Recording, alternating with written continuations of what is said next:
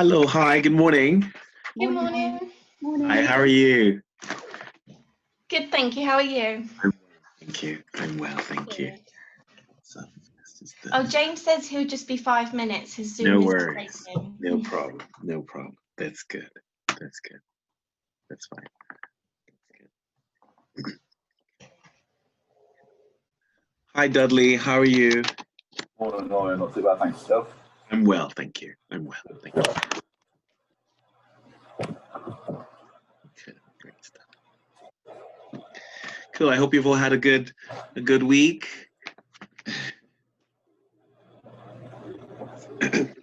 Cool. Great stuff. Yes, right. So yes, we're waiting for James. Graham is yes, has to go in today, so it's fine. He can't join us, but as usual, the classes are recorded, so that's fine. He'll catch up later on. And I'm just sorry, I was just loading up my audit textbook. That's the one. And going into audit.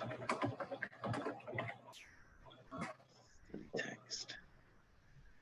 Audit procedures. Yes, here we are.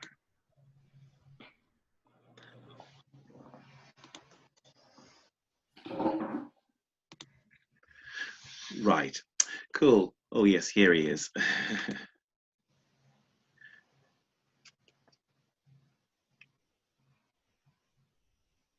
Hi, James.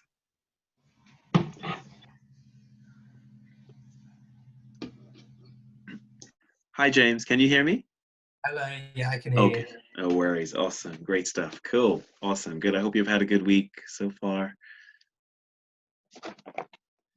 Cool. Right. Let's carry on. So we are on to audit procedures. And I mean, yes, hopefully you got my slides, and that's what we're going to be working on.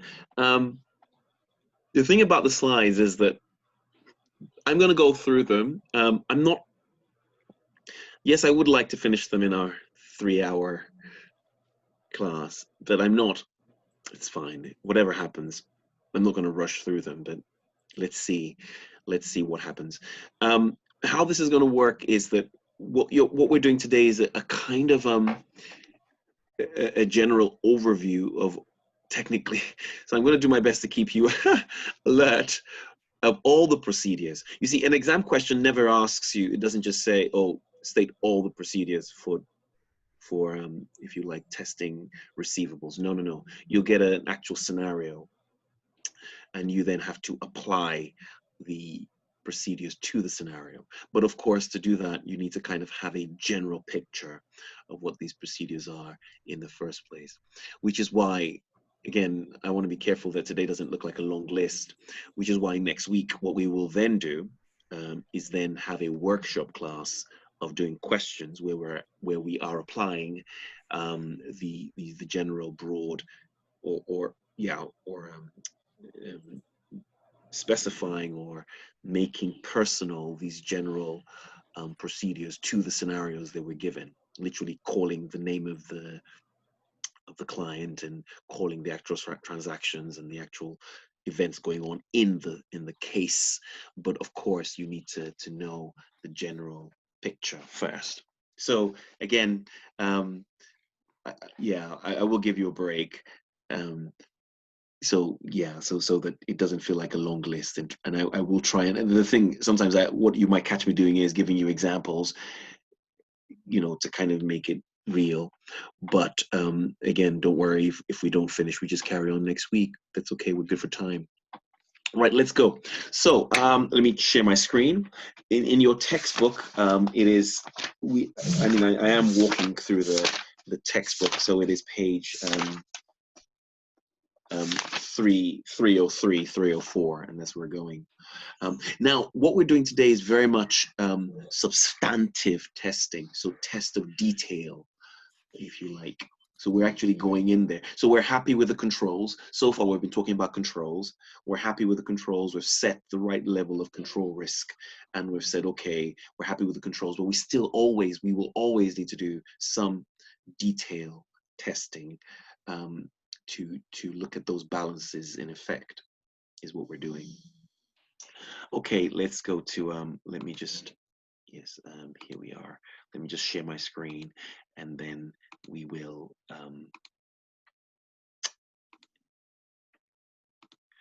carry on. Right, cool, good. I hope you can see that. Right, so this is, again, I suppose this is the, if there could be any fun in audit, this must be the fun bit, where you're actually looking at balances and trying to find out whether or not those you agree with those balances. And again, what I want to do is, which is why as you start writing, is that if you understand the big picture, you and I might arrive at proving that balance right.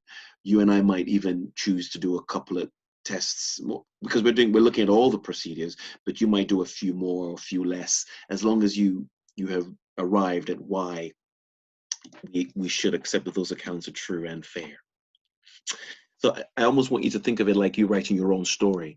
Don't think it's prescriptive to the letter. I mean, it is, as long as you write in your own language where you're trying to go. So what was I saying? So the first thing is, again, like I say, is that it is one thing that I am talking in general about this, but ultimately these procedures, we're trying to react to the actual risks within of risks of material misstatement identified for each individual client. Again, just to give us the context here, you might go into an organization and they might hold, it might be a service organization, so they hold no inventory.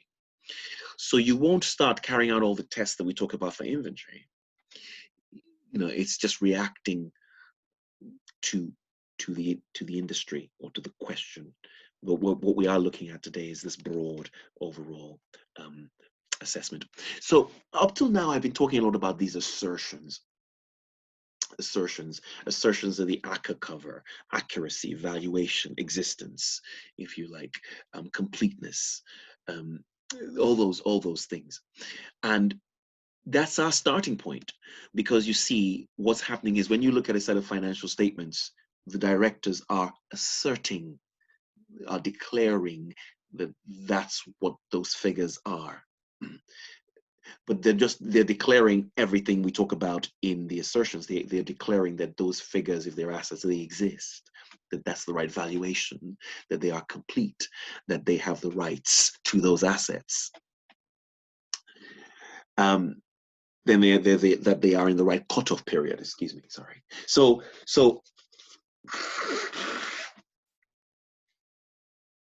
in effect, your job is to push that assertion and to test that assertion to see whether or not you agree with them, if you like, whether or not you're happy. So you're really trying to analyze and push that assertion. So again, two words that you will use regularly, that you must use regularly, is this question of, we use it a lot when we talk about audit risks, if you like. And we, like I mentioned earlier, whenever you write an audit risk, when you do an audit risk question, which we did earlier on, just a general audit risk, when you pick out the audit risk, you have to state the consequence of that risk. The consequence of that risk is the overstatement of or the understatement of. Now, again, as you and I, because we've been doing this now for a little time, we know generally that in fact, I guess we take that context into human life, isn't it? That people tend to overstate their assets and tell you how amazing they are until they start working for you or you employ them.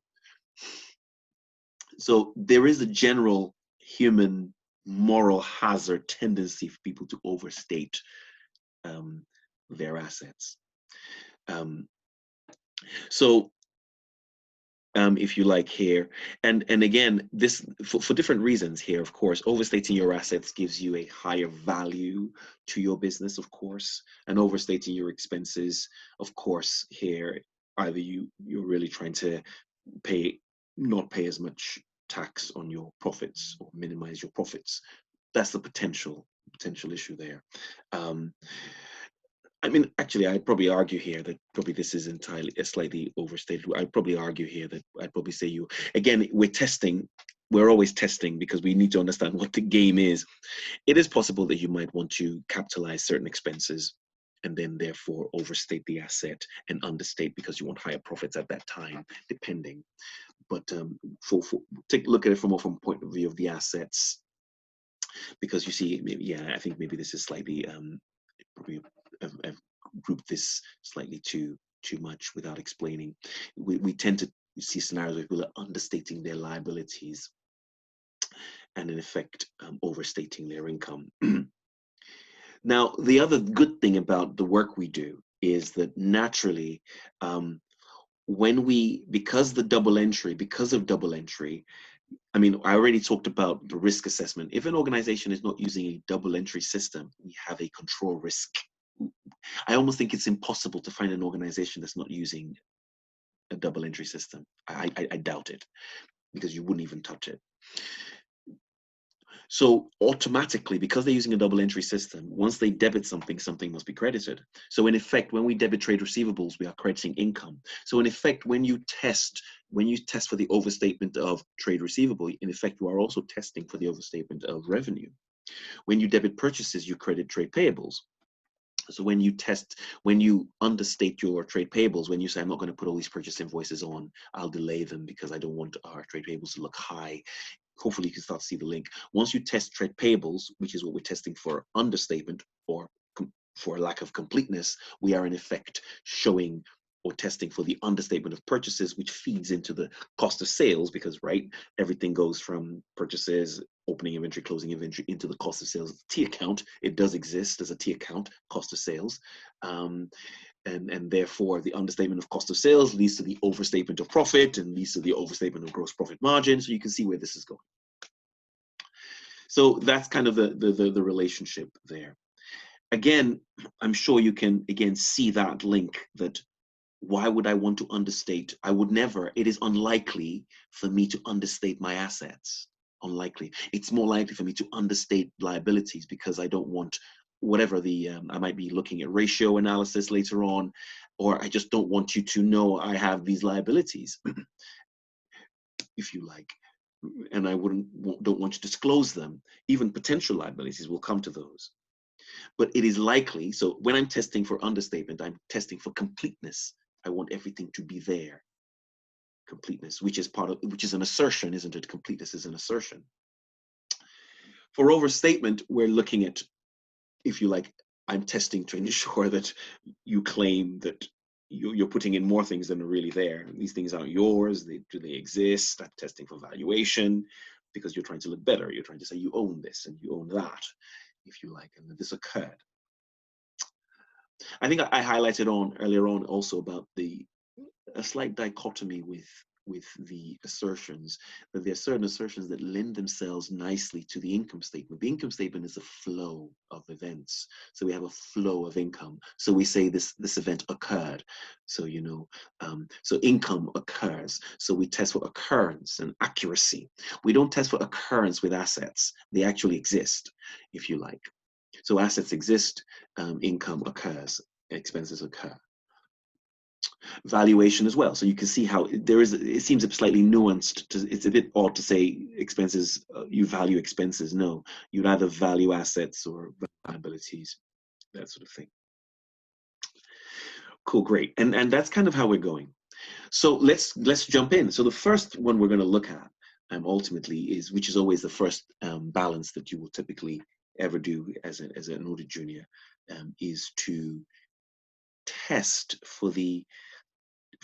or try and find out whether or not you accept that the balance on the statement of financial position for bank and cash is true and fair. Now, again, I think it's just getting us into the framework of, well, what are the potential assertions here? Well, I guess like you can see on the screen, it goes, but again, it's about just getting your mind into the framework that, I mean, It's a bit odd. I mean, someone could argue, I'm talking kind of openly about this, which is why I say I'm not too worried if I don't finish all my slides today, but just to get it into your own way of thinking, so that when you're writing, if you get a question that says that you get a scenario and you get maybe 3 or 4, maybe two or three balances to look at, you can say, so Jack Limited had a cash balance of this and a bank balance of this, and they actually want you to carry out some substantive testing. You start to naturally know what you're doing. We almost have to accept that you have the rights to a bank account, because technically the bank account is in your name. So there are other things we do in terms of obligations, but in terms of the rights, which is why it doesn't seem, it's not a usually mentioned key assertion. It's an assertion, but it's almost assumed that it's your bank account, it's in your name, so it must be yours. What we are interested in definitely is whether or not that money actually exists. Because when I say that money exists, we're looking at your statement of financial position. So you've said you have 50 grand, you know, this is not the bank statement. We talked earlier on about evidence, looking for evidence. The best evidence you can ever get when you're looking at for any evidence is external third-party evidence. So I mean, I'll go through the slides, but so that you can just see the context in your mind, who better to trust than calling up the bank. So we write a letter to the bank. Typically what would happen is that as your audit is coming up, typically a month before, you would send, it almost happens, depending on the organization, many organizations will typically have a kind of order or register that will send out this information even before you know about it, or the audit manager might tick a box for this to go through. However the order is done. The key point is that this bank letter, remember, we typically will audit after the year end. So we might be talking in what's the word, in March here, I'll say February, and December year end. So we will ask, can we have the bank statements for this organization for the 31st of December? So with the permission, of course, of the client, it will get sent to you, the auditor, to your offices directly. Now, again, simply because this could get tampered with if you get it from the client. I know that sounds a bit interesting, but that's the first reason. The second reason, again, is that many organizations keep more than one bank account. I mean, I only have one bank account, but I imagine many people have. I don't know about you. I was saying this the other day. I've literally had the same bank account since I started at college. I don't know. It's a strange one. I'm not moved. I don't know why. Maybe just because I just can't. But I've been with that bank. Many businesses will have several bank accounts, including actual cash balances. I don't know if many businesses will keep many cash balances, but you have the option of bank and cash codes in any software. So this is very possible. So the first thing is the reason why we're writing to the bank is because the bank will give us all the accounts, everything. So there is no chance of anything being missed out. Right, and so the next thing is we then, of course, do this reconciliation. So let's carry on. So yeah, again, the fact is, if the bank gives us good, excellent third-party evidence is enough. It's not about quantity, is it? It's just the fact that we can have good, clear evidence. Yes, the accounts are true and fair. This balance is good. I like it. You have to be able to trust the bank. You know, that there's nothing, if you like. And so we have the bank confirmation letter, which is what the bank will send to you. And we have, if you like, a bank reconciliation. Now, we of course, we've talked about it. We know what a rec is. Ultimately, the rec is helping us to accept the assertion that the figure on the final accounts, that we will accept it. So, for example, bank could be showing 10 grand, accounts could be showing 50 grand. Well, the only reason they're showing 50 grand is there must be some kind of outstanding lodgement coming through that they have recognized and added, but has yet to go through the bank.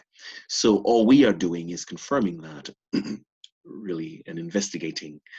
And of course, again, without wanting to even jump into the procedures yet, if I said to you, well, how would you confirm that? Well, you would look post year end. So you can almost start to answer audit questions without pushing yourself too much.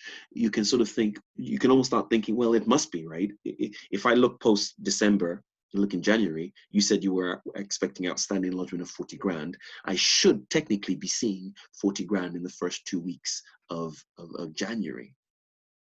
And that is, however you write it, review the bank statement for the outstanding lodgement. And if you are as literal as possible, then you've got the mark. So you've got the mark. So that's the way I want you to almost attack audit, if you understand exactly where you're going.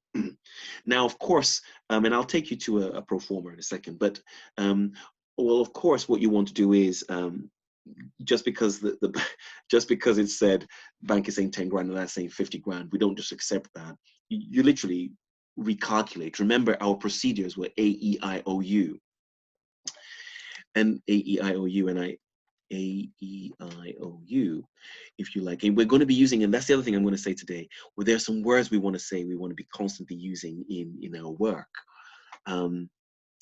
which makes, I think, audit interesting. Obtain, agree, examine, inspect, recalculate. You start your sentence with that, you've got the mark. Examiners like those words, those trigger opening words to help the sentence in kind of bullet point type layout, and you're there. I've said before, but this is only because I heard it a long time ago. We don't see the word check. Check means nothing. So if you ever feel yourself writing check, stop. You must be doing something, whatever it is you're doing. So whether you recalculate the bank rec, if you like, it's not your duty to do it, but you know, to actually perform the bank rec, no, they should do it. We talked about controls testing. We've talked about that earlier on. So we know these bank recs are being done.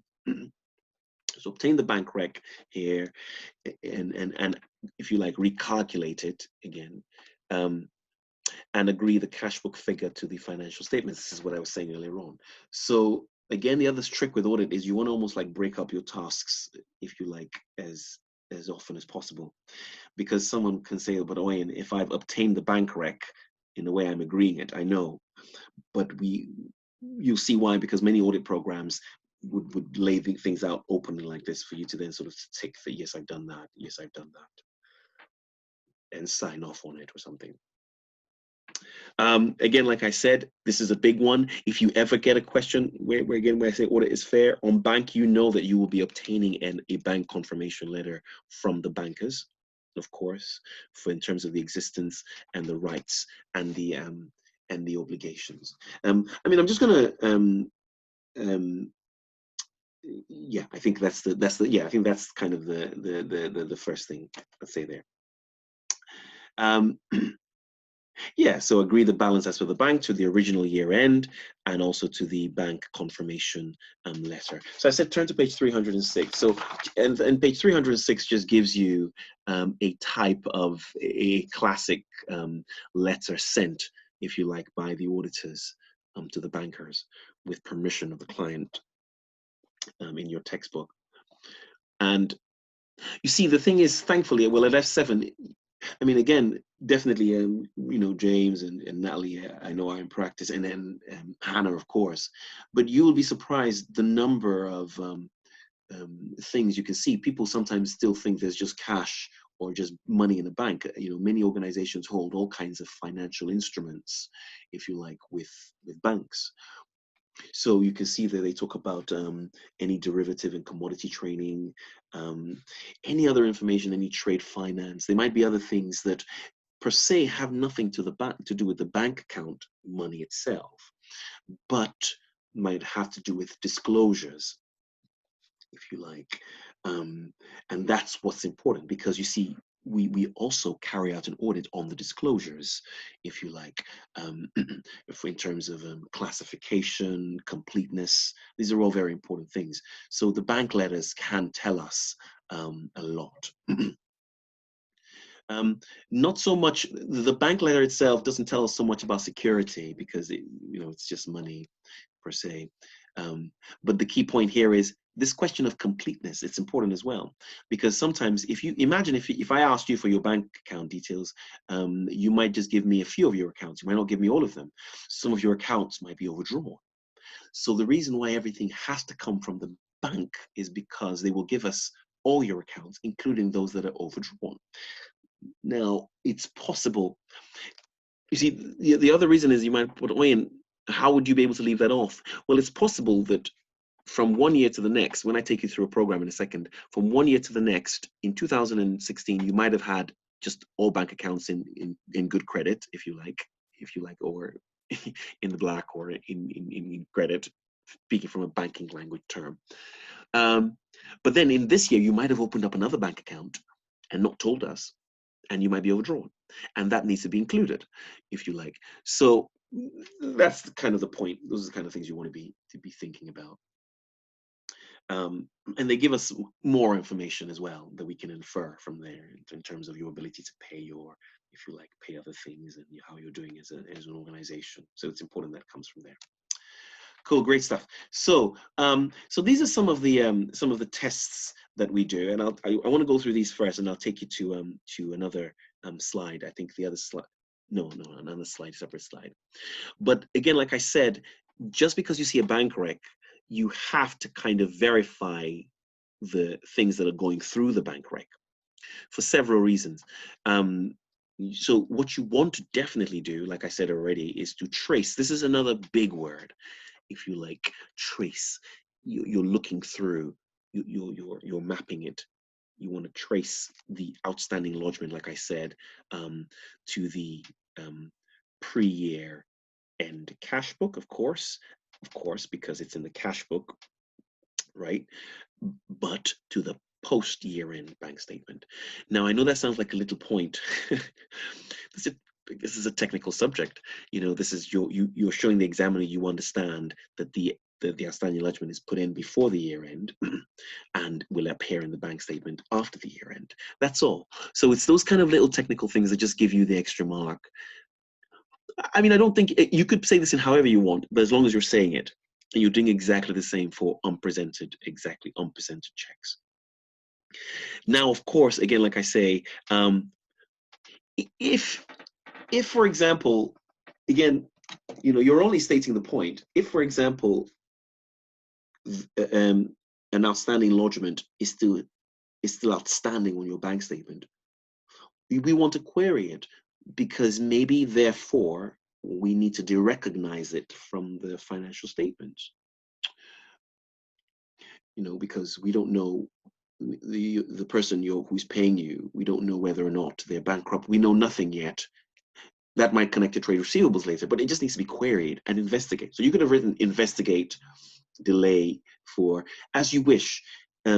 You just need to investigate it. Or it might be beautiful. Everything would have come out, flushed out in the post year-end bank statement, and all wonderful. Tick, tick, tick, tick, tick, done. Yeah, I mean, I write here to look for any details of any security provided, any security, and you should always talk about security. Again, is this just most of the time I see this to do with loans and the fact that, you know, loans are secured on certain assets, but it's important there for disclosures. Now, this is another bit, because again, like I say, it's until you kind of do a bit of audit work, maybe, that those are the standard ones we did, the first ones, because we're trying to verify numbers, right? Because we're saying those are the actual numbers. That number is, he says, is 50 grand. Well, I've just done a review and it is 50 grand. That's what the bank is also saying, 50 grand. But like I said earlier on, it's very possible that there are unusual activities and large transfers happening around, if you like, the year end. I mean, I've given you, I think I remember, so which is why I'm saying I'm not in a rush per se to finish everything. I'm just trying to give you some concrete examples to kind of contextualize what we're saying. Your classic case of window dressing that we tend to see, I mean, this is, cash is one place that you're cautious about window dressing, just because it's such a sensitive area, and opens you, once someone doubts your integrity relating to your cash book, you're in trouble. It's easier to argue for trade receivables, sales invoices, things like that.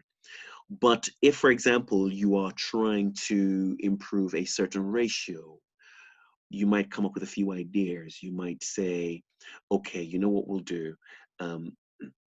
Because I'll tell you, it's the extent of it. So let me tell you the extent of this behavior. So for example, say James, I could say to James, okay, listen, James, I need to make my accounts look good. I will sell you some goods. And when I sell you the goods, I want you to pay me. And what I will do is that later on, send me a credit note and I will return the money to you, because I just need the accounts to look very good. In fact, I might sell it to you at an inflated price, if you like. So that's the most honest way of doing it. You might get some money coming in from another third party, and you might want to declare it as revenue. Just because you have debit bank doesn't mean credit is revenue, but you might create the impression of revenue. Or you might have deferred income. Deferred income is not revenue. So debit bank, deferred income. So it's that kind of thing that once we suspect that, it's really difficult for the client to defend themselves. But again, you can see this idea of unusual items. They might just be basic outline fraud, if you like, that is possible. And what we do have as one of our tests is just to review, because the question is, what do we expect to see in a cash book, in the income side? Money coming in from sales,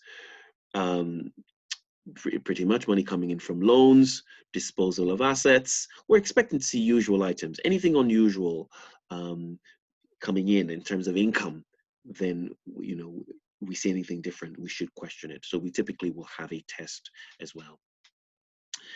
And then finally, petty cash will also have a figure, have an amount, and any other balances, if you like, we will also count as well. So typically at the year end, if a business has, well, when I say count, typically they should have done a kind of petty bank rec, petty cash rec, so to speak, is what you will then just kind of do as well. Make sure you look at that rec as well.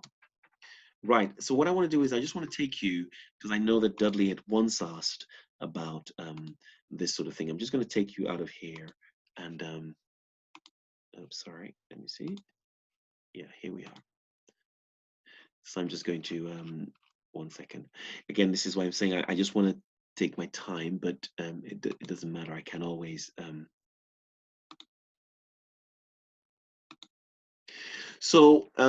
This reminds me, this is an audit program. And typically when you go into work, you get, this is the type of thing you get. You literally get directed as to what to do. I think what audit juniors and then seniors just do is they just understand what they're doing. You're not remembering those things, you're literally following them. And I mean, it's slightly older, this one, but typically at the top of the program, I mean, so basically you will have an audit program for every balance, a sort of pro forma that you would literally follow through. And most pro formas are very modern. I couldn't find a modern one where they will actually tell you what, oh, this actually does tell you what assertion with the test. So I mean, like I say, this isn't telling me what assertion exactly, but with everyone it'll tell you, oh, this is testing for existence, this is testing for valuation, this is testing for whatever, for that sort of thing. So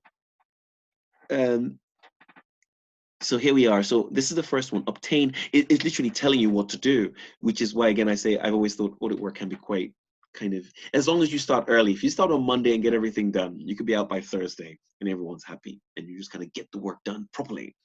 So let's look at the first one. Obtain and prepare a comparative summary. So this is what I was saying. So what we need to do is we need to get last year's bank accounts and literally, or year end, so 31st of December, 2016, but this is management in 2017. And then we then write next to it, sort of 31st of December 2017, so we can actually compare. The first reason is there might be additional bank accounts, or there might be a missing bank account this year. So straight away, because we're able to query, we're able to ask questions. So let's just go to that. So you can see here, it says obtain or prepare. So again, depending on the software available, or in fact, it might already be in the accounts. I've seen people do all kinds of things. They might just cut and paste what has come from the actual financial statements of the company, or they might literally write it out or create it on an Excel. People are different when they do this. But the key point is we just want to make sure we have a comparative summary of the period end cash balances. Then it tells you literally to now trace this balance, if you like, to the general ledger, if you like. So you actually trace this back, because again, we naturally assume, of course, I believe so, but it's just a test, and you can see why, that the figures that have come out of the financial statements are part of a bigger management information system that have come through the general ledger and all the different ledgers. That's not always the case. You might have a very separate process of preparing financial statements that might not be connected to the actual daily financial processes going on within the organization, which is why it wants to just sort of just trace to make sure that this figure, the final produced statement of financial position is saying, it might be done on this completely separate network or software, looks like what it is that is on the actual process. Now, again, something again, we do an audit, which is big, is to always test the opening balances. Now, of course, the closing balances of 2016, 31st of December, are the opening balances of 2017. So what we're doing is also verifying that the very opening balances of the bank account, if you like, are correct as well, if you like. So we just, I mean, of course, someone would have tested that last year, I accept, but we just verify again to make sure that that's the right opening balance. You might think, oh, that's a bit odd. Why? Well, it's not at all. I don't know if you've worked, I mean, goodness, I remember I've had experiences where, typically with Sage, where, opening balances don't carry through as you want them to. And so you forget, you don't look at that. You're there doing year end. You can't find the difference. And the problem is with the opening balance. And then if you remember, you have to go into the settings and adjust or fix up the opening balance, or do a rec for the opening balance at the end of the year, which is not nice, depending on what partner is reading your work.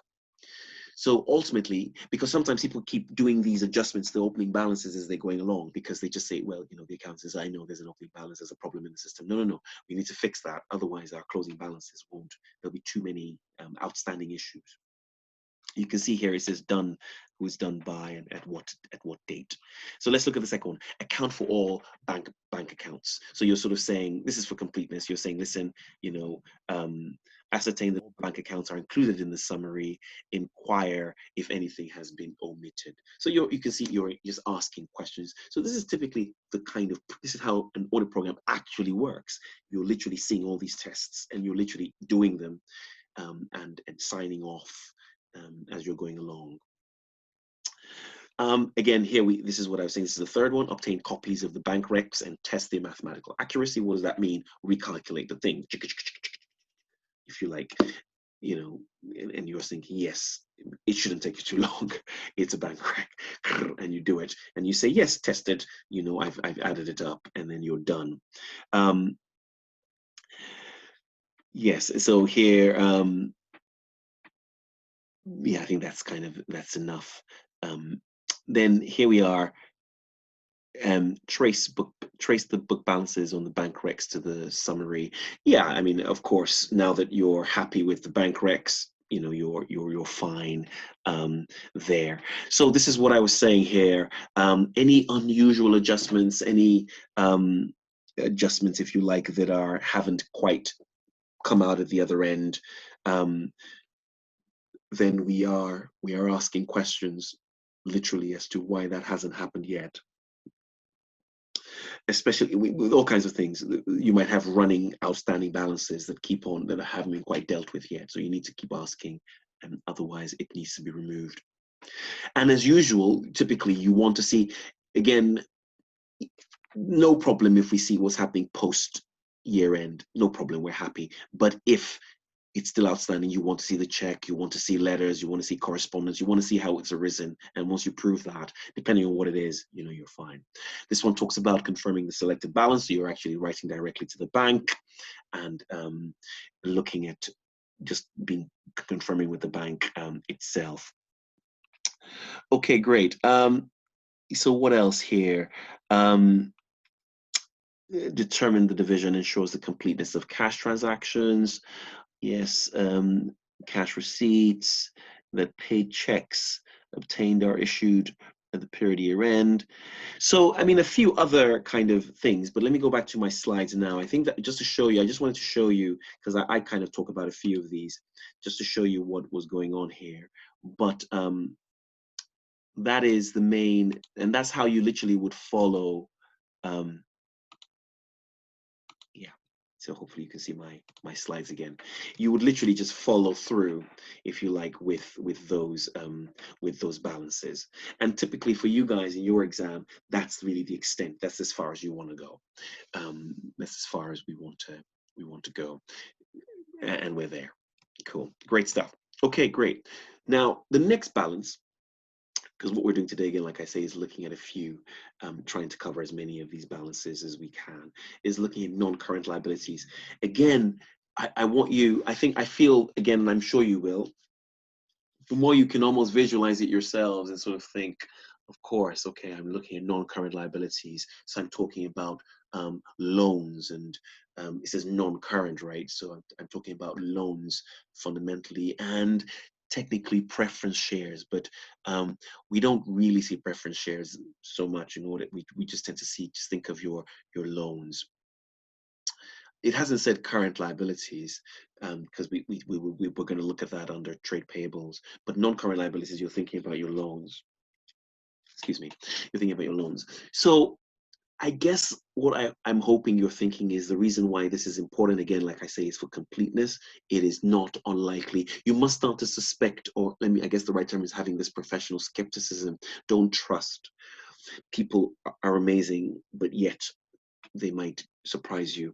They might just leave off certain loans. So you want to make sure that all the loans are on there. Now, again, this communication, again, is with the bank. So you are writing to the bank. And it is likely that either they have loans with the same bank. It doesn't really matter. You're writing to all their loan holders, and they will tell you and send you the perfect third-party evidence. Again, I think it was Hannah I asked once upon a time, the other big word that comes here is security and guarantees.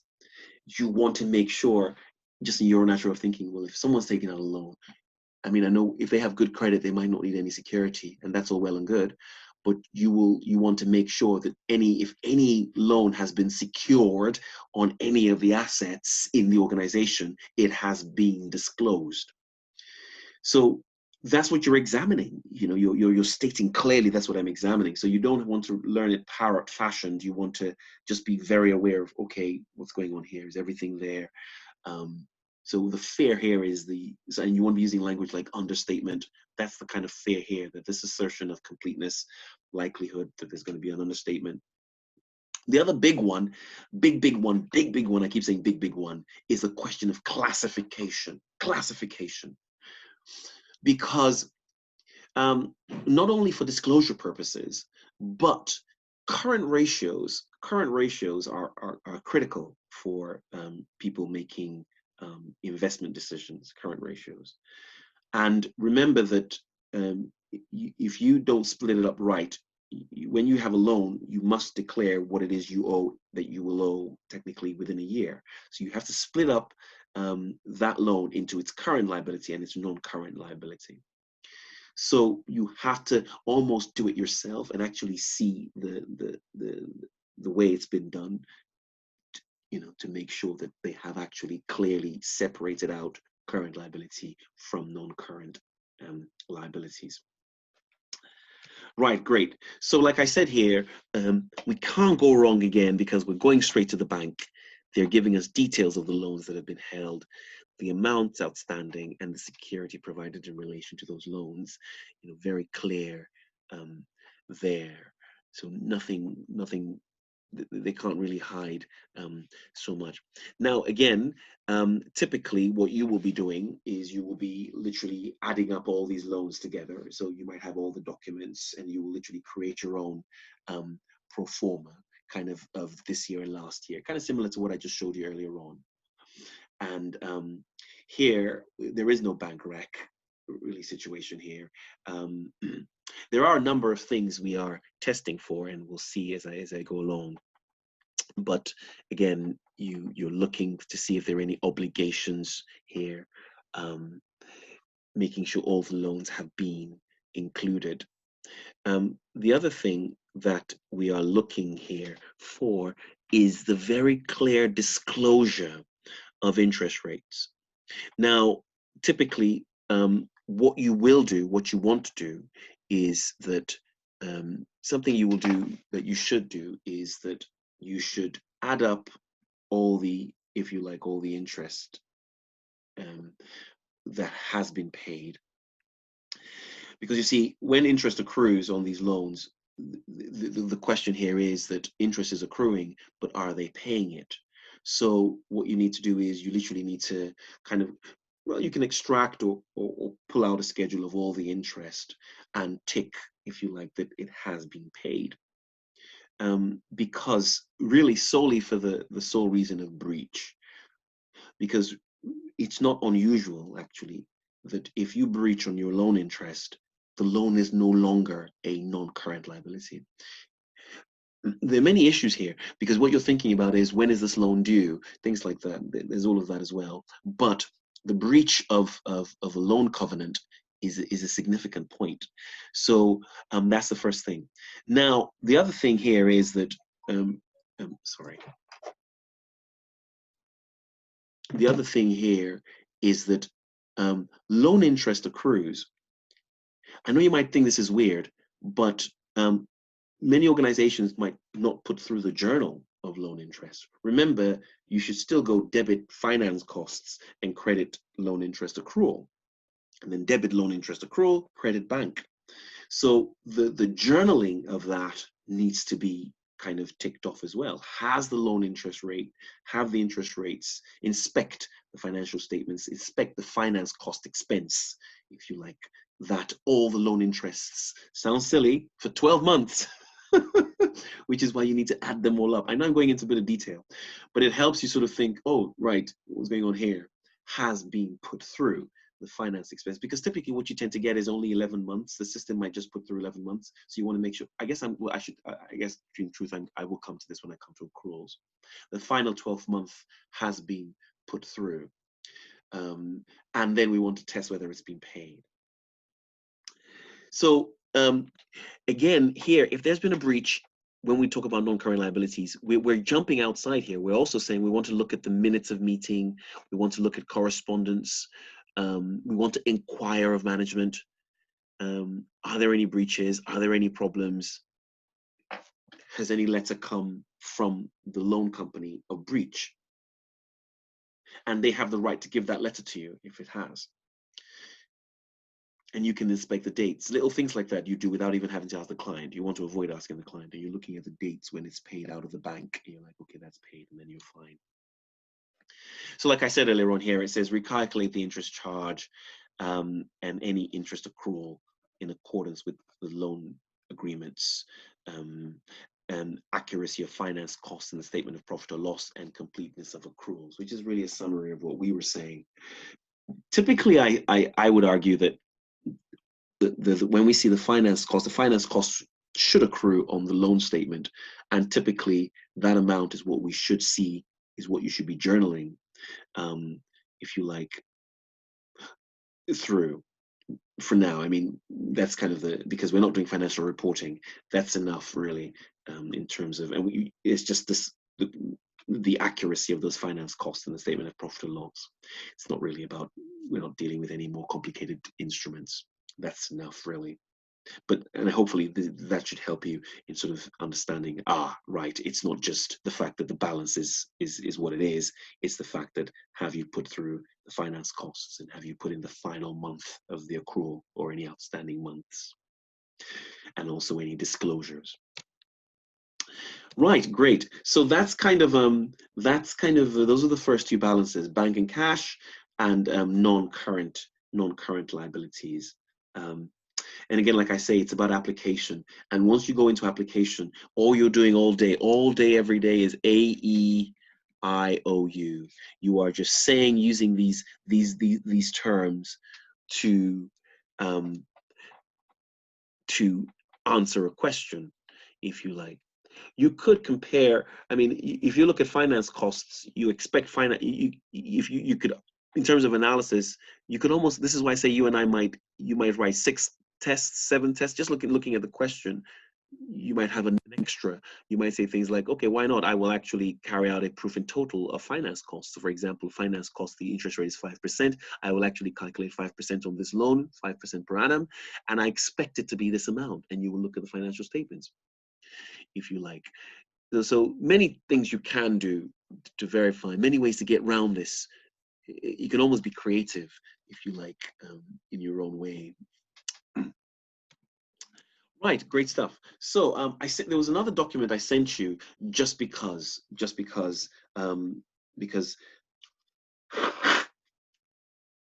excuse me, just because I think that if you got any question on non-current assets, that's a gift. That's a wonderful area, because we've all been dealing with non-current assets for such a long time, and it's such a rich area because a lot goes on with non-current assets. I mean, first of all, you have existing non-current assets, then you can buy some more, and then you can dispose of them, and then we have to depreciate them. So there's a lot of testing that can happen there. Of course, there's no exam question that's going to ask you for all of these things. You know, whether you'd have had some, you'd have bought some, you'd have disposed some, you'd have to no. You know, so don't worry. But which is what I say, we're just looking at it in general. And then there's revaluation, of course. Now, the point here is, again, like, you can start to kind of naturally think of ways of proving revaluation without even me saying very much. You know, you turned up last year, the building was 200,000. You've turned up this year, the building is now £1 million. So in your mind, you're thinking, really, well, I know it's your building, but I need to test this new revaluation. Silly question, but who revalued this thing? Oh, the director says, I did. You're like, sorry. No, you know, you would have expected them. It's not your job to go out and get a revaluer, but if you can verify by looking at the work that has gone into, if you're inspecting the work of the surveyors who have revalued this thing, then, you know, that's fine. If they're you know, you can, a well-known surveyor, and they will be objective and they can be trusted, if you like. Yeah, of course, you could choose to bring in your own surveyors as well, but it's typically not that complicated. You're just going in and they have surveyed it, and then, of course, because the surveyor's reputation is at stake if it's not, and you can still do further tests to see whether that is truly a relevant market value. How could I do that? I could look at all the property market. There's so many portals now of other properties in the area. Unless it's unique, then we can bring in a second. So you can see here that audit lends itself to you using your own judgment to think, how best can I get around this? It's not about punishing you. You're just trying to be sure that number is true and fair. And worst case scenario, go for the full work. Say, I'll bring someone in. I'm still not happy. I'll bring someone in to actually carry out a valuation and confirm the valuation of your surveyor. So big points there: existence, valuation, rights and obligation, and completeness. I like to think that it is likely that everything will be there because these are assets. So completeness, but yes, definitely rights.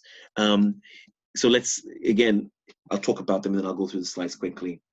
It sounds silly, but when you look at an audit pro forma, an audit program for non-current assets, when you're testing existence, you go and look at the thing.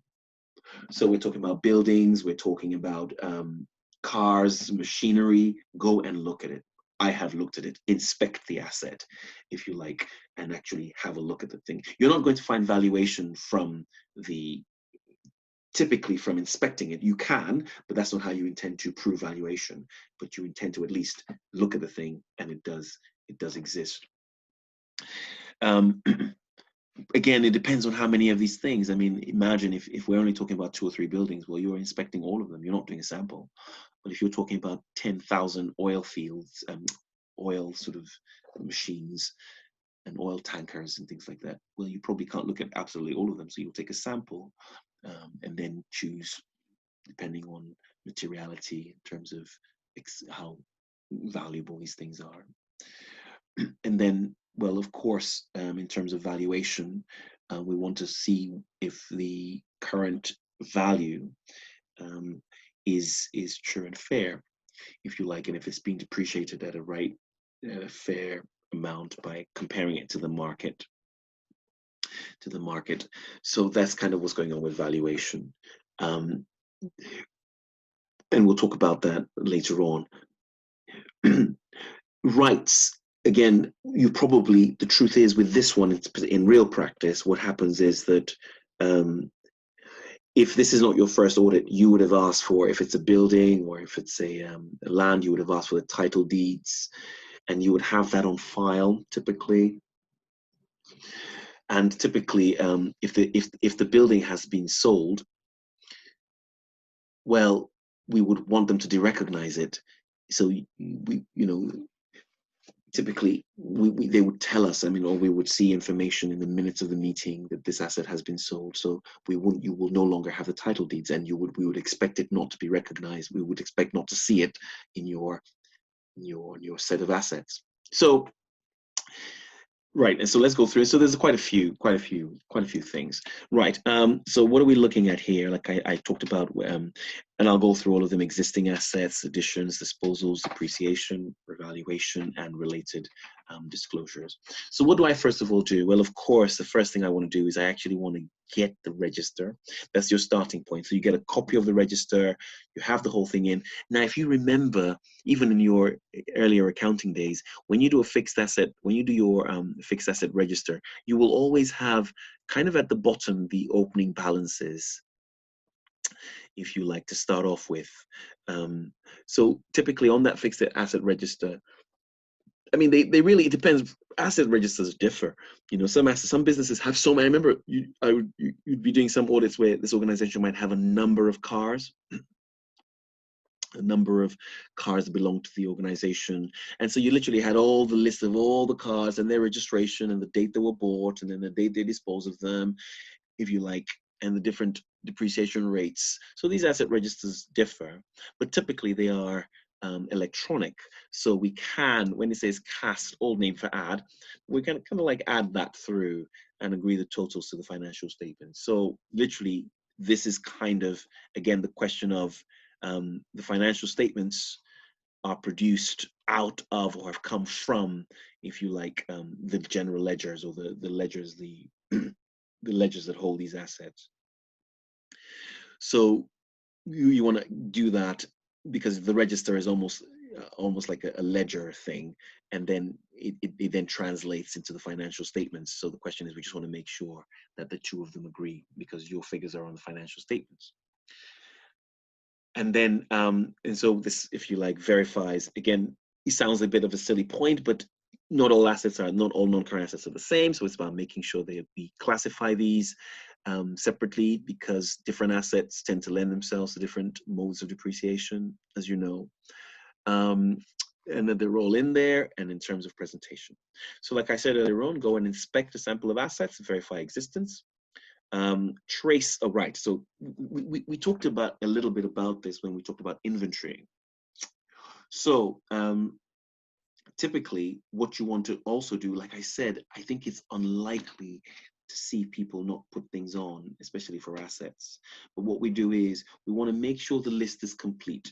So for existence, right, remember I said the same thing. If I want to know if something exists, what I do is I look on my list, say, oh, look, show me this thing. And he shows it to you. Oh, wait, great, that exists.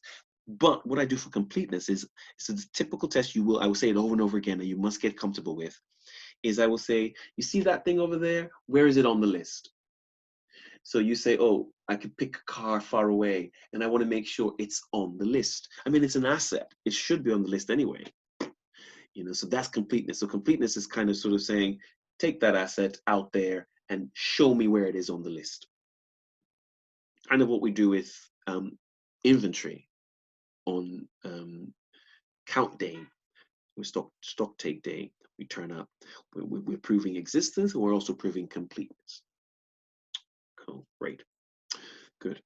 And again, here we are. So kind of add the totals again. So in terms of valuation, what we're doing literally is, like I say, you can see here where I said it says select a sample of additions. So because typically, if you had done this the year before, you typically would already have the invoice of this asset, this non-current asset. So there's no point, right, getting it again, making sense. You have it already. What you are more interested in here is the way it's being depreciated, and whether that's a true reflection of the value of the asset. That's just a question of judgment, really. And it's about materiality. So typically, from experience, what would happen is, say, let's pick typically the problem issues here. When I say the problem assets, the problem assets aren't really buildings. No, the problem assets are like more your cars or your vehicles. Definitely the bigger problem issues are your specialized instruments, but again, specialized assets. But then again, you can always bring someone in. But just thinking about it naturally, the good thing now is that someone has, I kind of know, well, I don't know so much. I still don't even know so much regarding, you can tell people that my car is a 2012 Honda. They'll ask you, what make is it? They'll tell you, they'll give you almost a ballpark, give or take £200-300 out. I don't have that skill, but I do have AutoTrader, and I do have similar portals that I can type the reg in. It'll tell me everything about the MOT of that car. It'll tell me how the car is doing. So there are other ways to get something of a close enough valuation to what you're declaring on your statement of financial position. So it's just the extent to which we want to do this. Again, so key point here is that inspect the title deeds. So again, like I said, the good thing about non-current assets, so much is going on. You have current assets that are existing. You can buy some more. And then you can dispose of some. Now, if you're disposing, I'm sure you enjoy that disposal equation of crediting non-current assets into the disposal account, and then debiting bank and crediting the disposal, and then taking the balance from the disposal account to gains or losses in the income statement. You need to work that. You need to see that journal. You literally need to see that journal.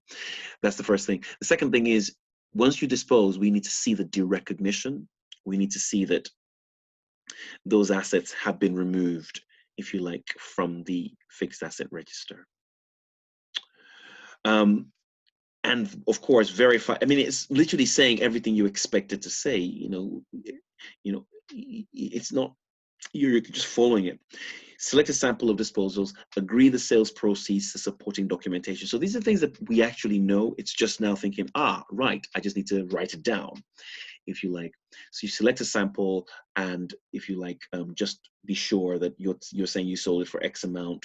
Let's see the, if you like, let's see the receipt, and let's see the money coming into the bank, if you like. And so we have money coming into the bank. And of course, this is, if you like, classification is important as well, because we want to see that showing as profit on disposal in the right area on the income statement, not in revenue. Little things like that. And this might not be any fault of you, it might just be someone who wasn't very clear about the journal and where to put it. These things are important. Again, yes, why not? It says recalculate profit or loss on disposal. So this is really you going through that journal again, yourself, just to make sure. But again, like I say, you're never going to get a question with everything. You might get a question on just on disposals, and maybe something, and then that's when you would apply all of these things.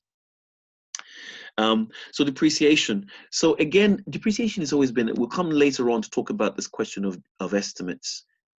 the client is allowed to choose for whatever accounting policy they wish to go with and what accounting estimates they wish to go with, what depreciation policy they're going to go with. So, we have to, if at the beginning we were accepted they're going to go with 10%, and we see the relevance of that, we see that after 10%, it is still at market, it's a fair value compared to the market. Well, that's fine. Again, remember that these are accounting estimates. So whether or not the car was used much more this year, was used less, you might look at the organization itself, might look at the mileage, and might devalue the car much more than the actual depreciation that they've written there, 20%, and that's fine. It doesn't have to be fixed to the amount, as long as you find that the final value is true and fair, comparing it to whatever experience you have. So what are we doing? So again, yeah. So this question of this is what I'm saying, all a matter of judgment as to what the useful economic life is. So typically we just literally ask the client, so typically how long, it's a common question, how long do you hold your cars for, if you like? And when they tell you, then you can work out depreciation, because you remember that, because then you can think of residual value, and then you can decide what depreciation will be. And then that's the judgment on it. And then there's the actual recalculating the depreciation charge.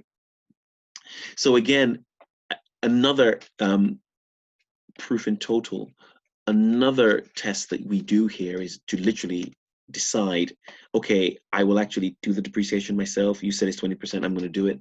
And then this is what I expect depreciation to be, almost like a forecast, and then I compare it to what your depreciation actually is. And if it's close, then that's fine, it's not material, that's okay,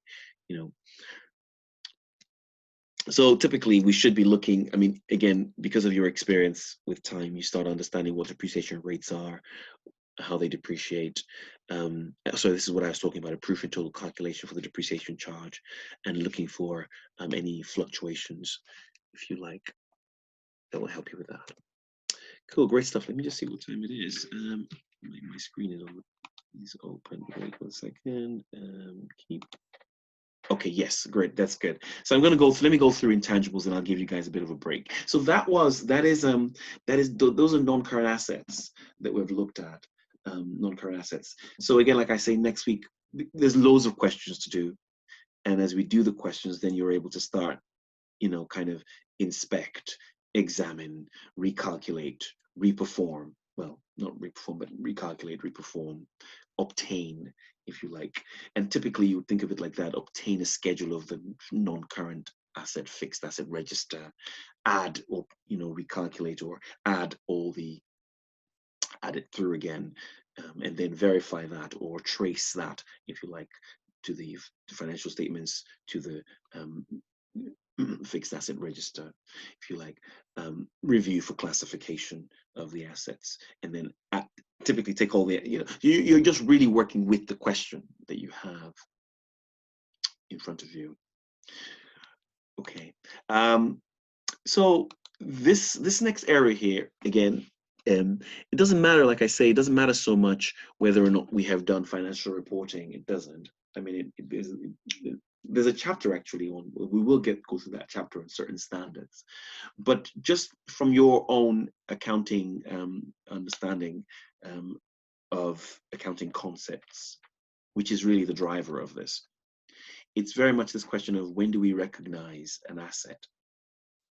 Now, the thing with intangibles is that, so the general argument here is that, well, an asset, again, an asset is anything that has the potential to bring in economic benefit. That's really the definition of an asset.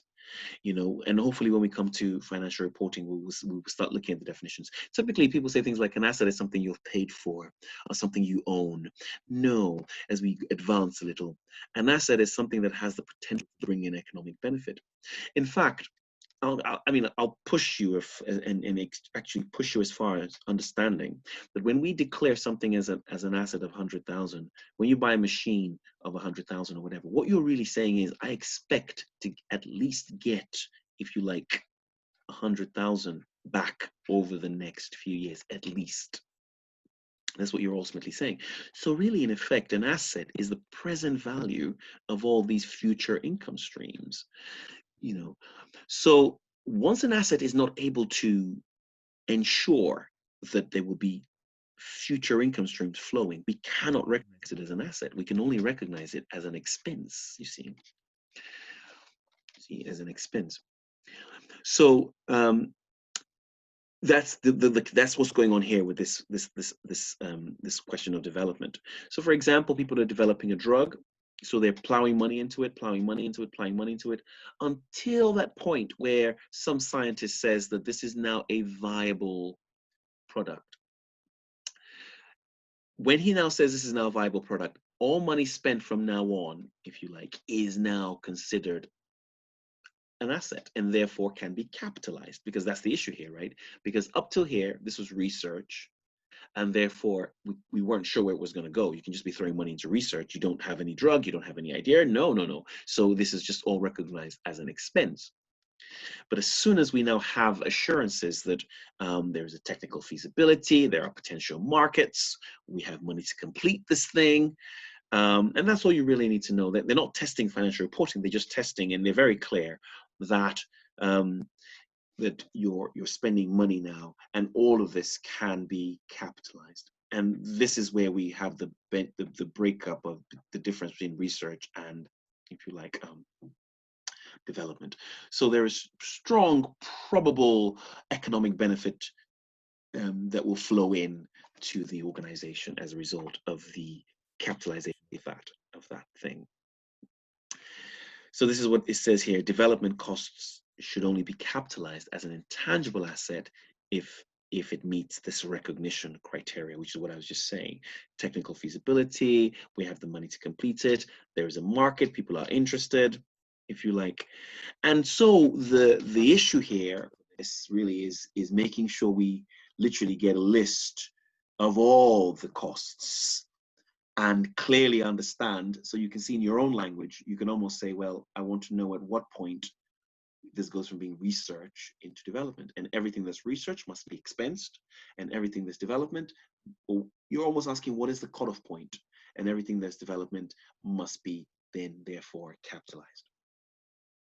So ultimately you want a list, and you want to add the entire list and then document it, if you like, and you want to see the evidence that now says this thing is possible for capitalization, the evidence supporting it, because that's the evidence from the expert.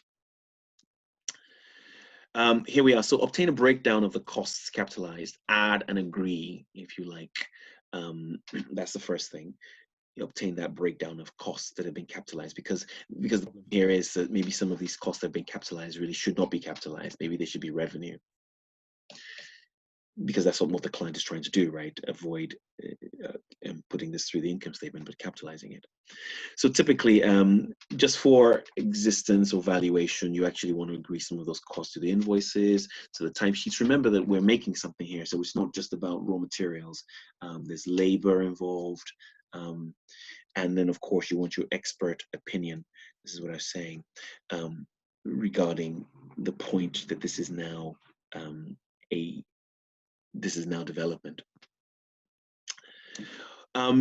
Again, we're always, this is something hopefully you'll pick up. We're always going to board minutes for a lot of things. Inspect board minutes, the minutes of the meeting, for any discussions relating to the intended use or sale of the assets, because that's what makes it viable. In effect, what are the plans? We have now potential clients. I talked earlier on about we can actually complete the project. So it talks about inspecting budgets to confirm financial feasibility, project plans, inspect specialist values report and agree amount. So like I say again, you will not, if you get a question, it'll be on intangibles. They might just a little bit, and then you can then write freely about these things. You can see I've written inspect, inspect, inspect. AEIOU, that's the language we're using for this. AEIOU. Inspect. So of course, this is other intangibles. So those are intangibles that we were making or building. We have other intangibles ranging from patents and licenses. So we have other intangibles that will have a life. For example, a patent might have a life of 10 years, or for whatever. And these are slightly easier because we can clearly see the documentation. We've bought this thing. We're almost treating this again like a non-current asset. So we take all that documentation, get the thing together, and then what we're now interested in is the amortization, in effect depreciation, but the fall in value of this thing over its life. Again, we might have bought something of a brand, so it might not be quite have a life, so we're looking every year to see if we need to kind of revalue it. Again, we're focusing on bringing in specialists because this is not something we can do ourselves, looking at these purchase documentation, but we can keep on looking at any valuation reports depending on what we're dealing with here. So again, like what I was saying earlier on, in terms of understanding how we depreciate this thing, we need to understand the life of it and what the policy is regarding amortization. Again, organizations have to set these numbers and then follow them, and we're just literally doing what they say, what they're doing. And we literally, you can see they're recalculating the charge to verify accuracy. So yes, for intangibles such as licenses, inspect the license agreement, confirm the amortization period that corresponds to the license period. So we're just working in, like I say, with what we're doing, and ensure that we have enough disclosures regarding that. Right, cool, great stuff. Yeah, I think that's a good. Oops, sorry. Yeah, I think that's a good place to take a break, because after that we move into inventory. So great. So we've covered a number of important points, a number of important balances, and then we'll take a break. We'll come back, and then we'll carry on and throw ourselves into inventory. Cool. So I'll see you at 2 past 11. Thank you.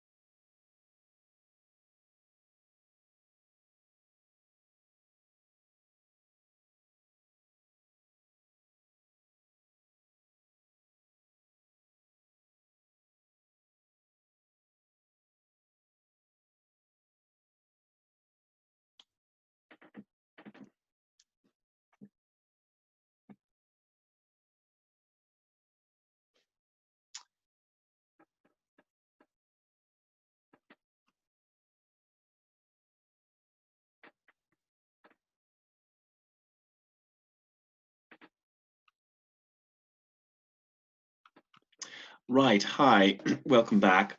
I sent this sheet to you just because sometimes I think it's when you read things differently, just from other sources, it can sort of trigger and help you remember things in different ways.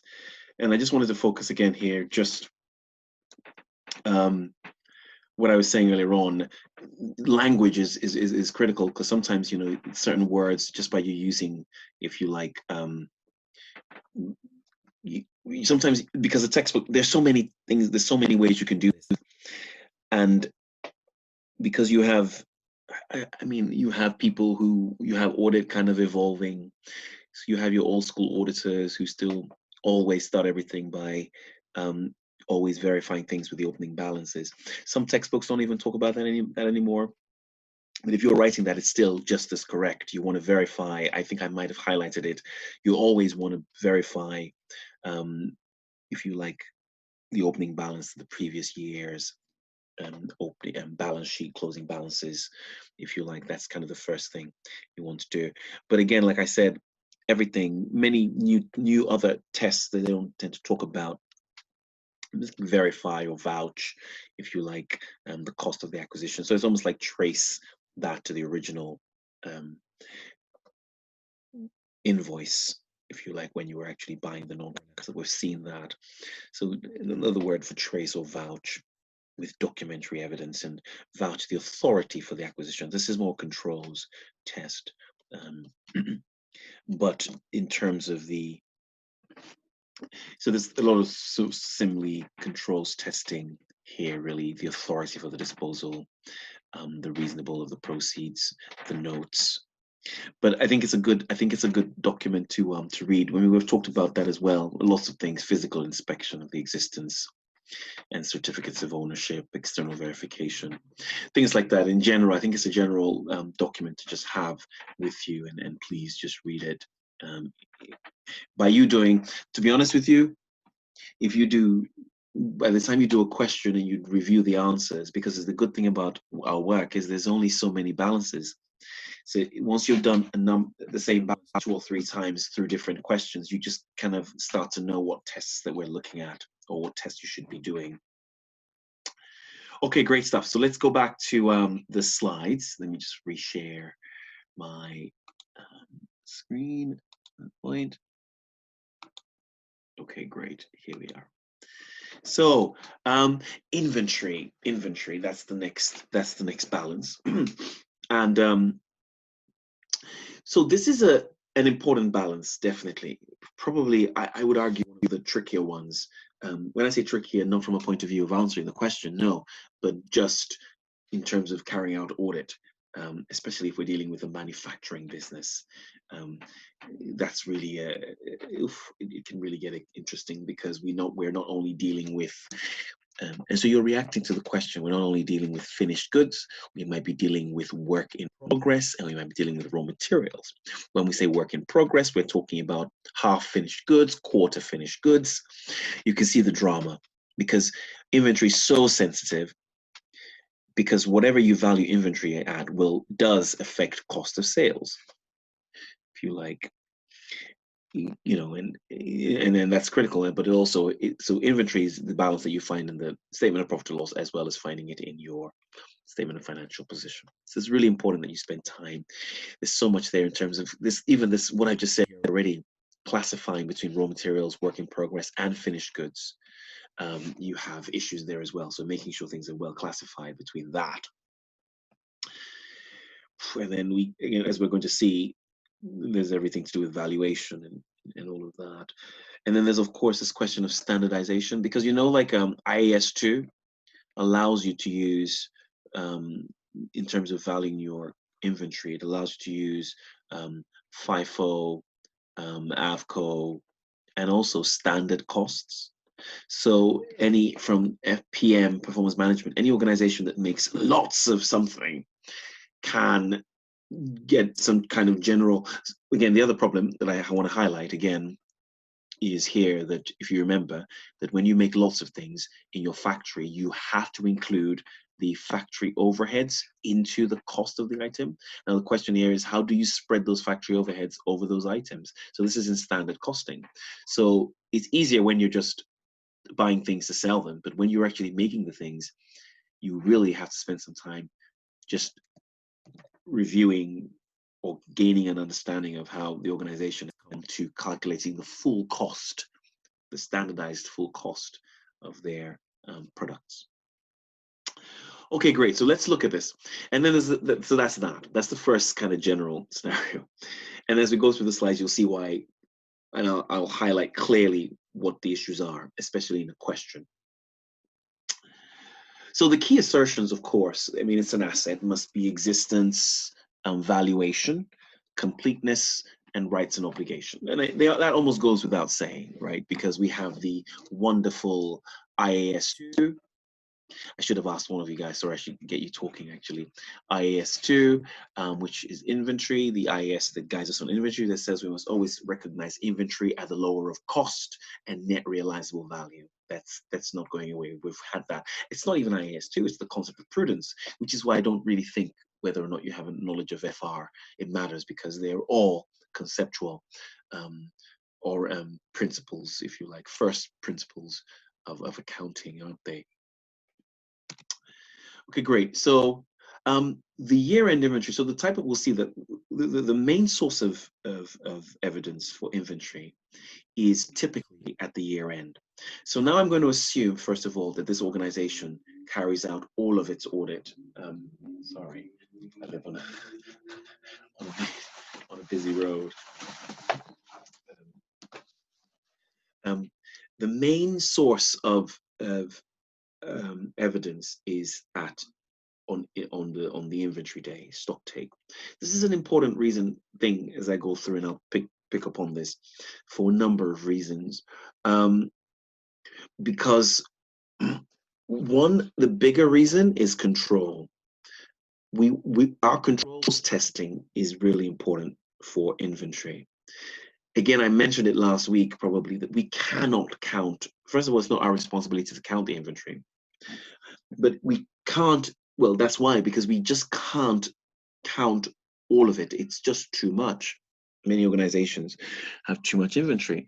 All we can do at best is to ensure that they have good controls over the counting. And if we can test those controls, and if we can be there to visualize and see for ourselves, to observe, that's the big word, observe the counting, then we are more likely to be able to rely on the validity of those numbers, if you like. Of course, the secondary reason we're attending is because we want to see if this inventory actually exists. So attending a stock take allows you to look for controls, to look at controls, as well as to ensure that the inventory actually exists. A number of things, other things, but so it's so critical to attend. So I'm assuming now, first of all, that all of the stock take is done at once at the end of the year. This is not entirely the case. Sometimes you have organizations that will do stock takes during the year. So maybe once, so you might have an organization that has, imagine an organization has, I don't know, I'm just going to make it up, 1,000 lines. Imagine Amazon, for example, I don't know. So the truth is that what they cannot do is that you cannot wait till the end of the year to count all these lines. It's not possible. So you might decide to split the lines into 12 groups so that you count one set of lines every 12 months, and that's it. So you'll do that in month 1, you'll do that in month 2. So you can see really, so which really means by the end of the year, they don't count this again. They did this earlier. So you almost have to kind of assume. So the question here is that the only way to trust the system is the controls. If the controls are good, when throughout the organization, then you can trust that their systems are good enough to pick out any disparities between physical inventory and what inventory is actually showing on, if you like, the financials on the ledger, or on the ledger, or in the warehouse. because that's the thing. The question here is what we have in the stockroom actually what is on the sheets showing, if you like. Right. So for now, I will assume that all that stock take happens at the end of the year. So what happens here? What is the guidance? What is, if you like, what is the guidance on this? So the guidance is that the auditor, of course, should attend the actual inventory count if the inventory is material to the financial statements. It is usual, common. Again, like I say, I'm sure you're thinking aloud like I am. It depends, of course, if how much inventory they have. And like you see, like I think we mentioned earlier on, we talked about audit risks, some of the risks where if you can't attend an organization might have several sites, so you want to be able to get to those sites, don't you, to be able to confirm whether those figures, whether that inventory actually exists. So, and what we're trying to do is to perform procedures on the final inventory records to determine whether they accurately reflect the count results. I highlighted earlier on that we don't perform the count, we just observe. We just observe the count in process. So why do we attend? Again, like I highlighted, we talked about this last week, to evaluate controls. I'm doing my controls testing here. I'm observing the performance. I'm inspecting the inventory, and then I'm performing test counts, right? And that's kind of what I'm doing by attending. But you can see controls right at the top there, because that will help me a lot, because I'm not going to be in, it's just not possible. I can't count everything. So again, I'm attending to gain sufficient and appropriate evidence, if you like. So now, this is important now. So you can get questions that are just interested in the count. You can get questions that are kind of control risk type questions. But then we also have substantive type questions. So if in your mind, you can clearly separate out what's going on here. You can have a question just want to understand what's going to happen at inventory count. How do you deal with that? Because there is some substantive testing that happens in inventory count, but you know, we need to be really clear what's going on with, because this is a basic skill auditors must have, how to deal with inventory. So because again, what I'm trying to do here is a number of things. I want to go in there and I want to start gaining some understanding of what inventory is, of the controls and if you like, the existence of this inventory. So the first thing I want to do, of course, and I'm going to take it slowly, is focus here. My focus here is inventory before inventory count. Before the actual count, what do I do? When I want to get your actual document, your actual copy of all your physical inventory, what you say it is on paper, I want to see the full list. Whatever it is, you have 10 items of A, 12 items of B, 13 items of C, all the way to Z, and all the figures are there, and that's fine. But I want to actually understand, because I keep highlighting that this is very much about controls. I want to understand how are you actually going to count this thing. Now, again, without even looking further at my slides, if you're going to be, if someone's going to be counting something, and I want to know how efficiently this count is going to operate, there are a couple of things that must come to mind straight away. Well, I don't want anything double counted. I want to know that you have processes in place. I'm just talking from, I'm literally just walking through a few stock takes that I've done. I want to make sure that as soon as a place has been counted, it's kind of locked or cordoned off, counted. Also, there's some evidence on something that's been counted and some paperwork is put on it, counted, so it doesn't get double counted. Now, it might sound like a silly point, but I think, and I mentioned it last week, but that when you go to a box, I just wanted to say boxes of else addresses. I don't want it, or else addresses type A. I don't want it to say the number of else addresses, because if it did, the person counting would not, what's the word, would just write the number. It's not like it says 12 and then you're checking to see it says 12. No, no, no. You just take that thing and write 12 if you count 12. You can have one person counting, in my experience. I mean, ideally you want two people counting. So you want kind of, because they're kind of checking each other, you know, to make sure that the other person is actually counting. Again, it's all about resource. So you want two people counting. The other thing is that you want to make sure that the people are writing it when it's written down. I mean, I can imagine now, to be honest, when I counted, it was all paper. I can imagine now with laptops and with little pads that you can just type numbers in as you're walking around and counting these things. So I guess the old school argument was that you print the thing, but that does seem laborious now when I really think about it. But you would actually write it down. You don't want it written in pencil, you want it written in ink. So it's very clear. That's the other thing. Now here's the other one that might sound silly. When we print out, and I've seen it happen before, when you print out you have this thick document of all the inventory in the warehouse, you want them numbered, because it's like a silly point, because when you distribute all this paper to all these people who go away and count all these things, they come back to you and they give you all this paper, and you're standing there and you've got these things. Now here's the thing, how do we know that everything's being counted if it's not sequentially numbered, if it's not clear, if you like, that this is in the page 1 and this goes all the way to page 60 or whatever it is? So these are all the sorts of things we want to be very aware about, the controls that are taking place.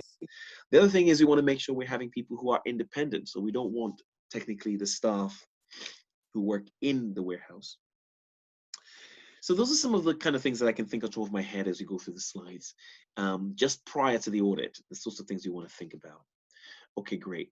So we want to understand how they actually carry out. So it says inspect prior year working papers to understand the inventory count process and identify any issues that would need to be taken into account this year. So whatever issues there were last year, you know, we want to make sure we're fine. So again, I know it sounds silly, but if you can get a question just wants to understand how you would plan for your audit. So it says you would book audit staff, attend, and whether or not it's been held by third parties. Okay.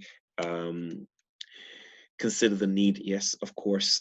To be honest, in my experience, I never really encountered this kind of problem. It's expensive. You also have to pay someone, but it's important. Do we need to get someone to come in terms of valuing the inventory being counted? And of course, before the inventory count, we want to know if there's any inventory in any third-party warehouse. So typically, the only reason why I won't be going to look at this is if it's not material. But I still want to know the amounts, and I want to have all those figures because I'm going to be getting some written representation from management as to, if you like, as to the value of those figures for now. So again, I'll just go back to that. So before the inventory count, you want to make sure you're ready. You know, and in fact, I mean, I'd go as far as saying you want to make sure that you've trained the people, your auditors going out there on what to look out for. Right, okay. So now so you can get a question of what you're going to do during the inventory count, right? Doing the actual inventory count. So what are you doing? You know, you're observing. A lot of this is observing. So again, I'm highlighting here that what I've noticed is that you can get a question on inventory that has very little sometimes to do with detailed substantive testing, which is on valuation, which we'll come to. You could just be talking about controls. What controls were in place when you were observing this audit? What controls would you put in place? Or a mixture. So observe the count to ensure the counts are being followed. You can see here it says the non-warehouse, so they want you to be really aware that you don't want the same people who work there. Non-warehouse staff performing and managing the count. Sections are tagged or marked to prevent double counting. Count sheets are written in pen. Big one, of course, I forgot this. On the day of the so you can get exam questions that will say things like, oh, on the day of the count, you still had people coming in and trucks coming in and going out to do with movement. And that, of course, could affect, if you like, right? That could affect the count. Because what we're saying is, if we have goods leaving us, you know, what's going on? So you need literally to stop and not have any goods leave and not have any goods be received, of course, because we're trying to find out the amount of goods we had at that date. Any goods should have left need to have gone, right? Okay. So you can see here what I was saying, having sequentially numbered count sheets and doing a sequence check. Teams of 2 people. Count sheets should show the description, but not the quantity. Yes, I missed out on this one as well. Any damaged goods should be separated out and valued appropriately. So during the count, we're walking around and just being very aware of goods that just look a bit, if you like. And also there must be a column that typically says damaged goods as well. So just in case that they pick that up whilst they're working, and then they could highlight that. Right, now, so you can see here, all this was all about controls, right? All about controls, all about controls. During the audit, you do carry out some substantive testing, and it's what I've highlighted earlier on. You saw me talk about it earlier on with non-current assets. I don't know. I mean, like, it's not, like I said, where you say, oh, show me that asset over there, show me where it is on the non-current fixed asset register. It's a test we do, but definitely with inventory, 100% we do it. You want to know the reason you turned up. Number one was to look at controls. And two was to see if the things actually exist. So you look on your sheet that you have probably looked at prior to you getting there. You've already picked out some items you want to know, maybe high valued items, highly sensitive items, yeah, well, that's pretty much, or you just want to know if those things exist.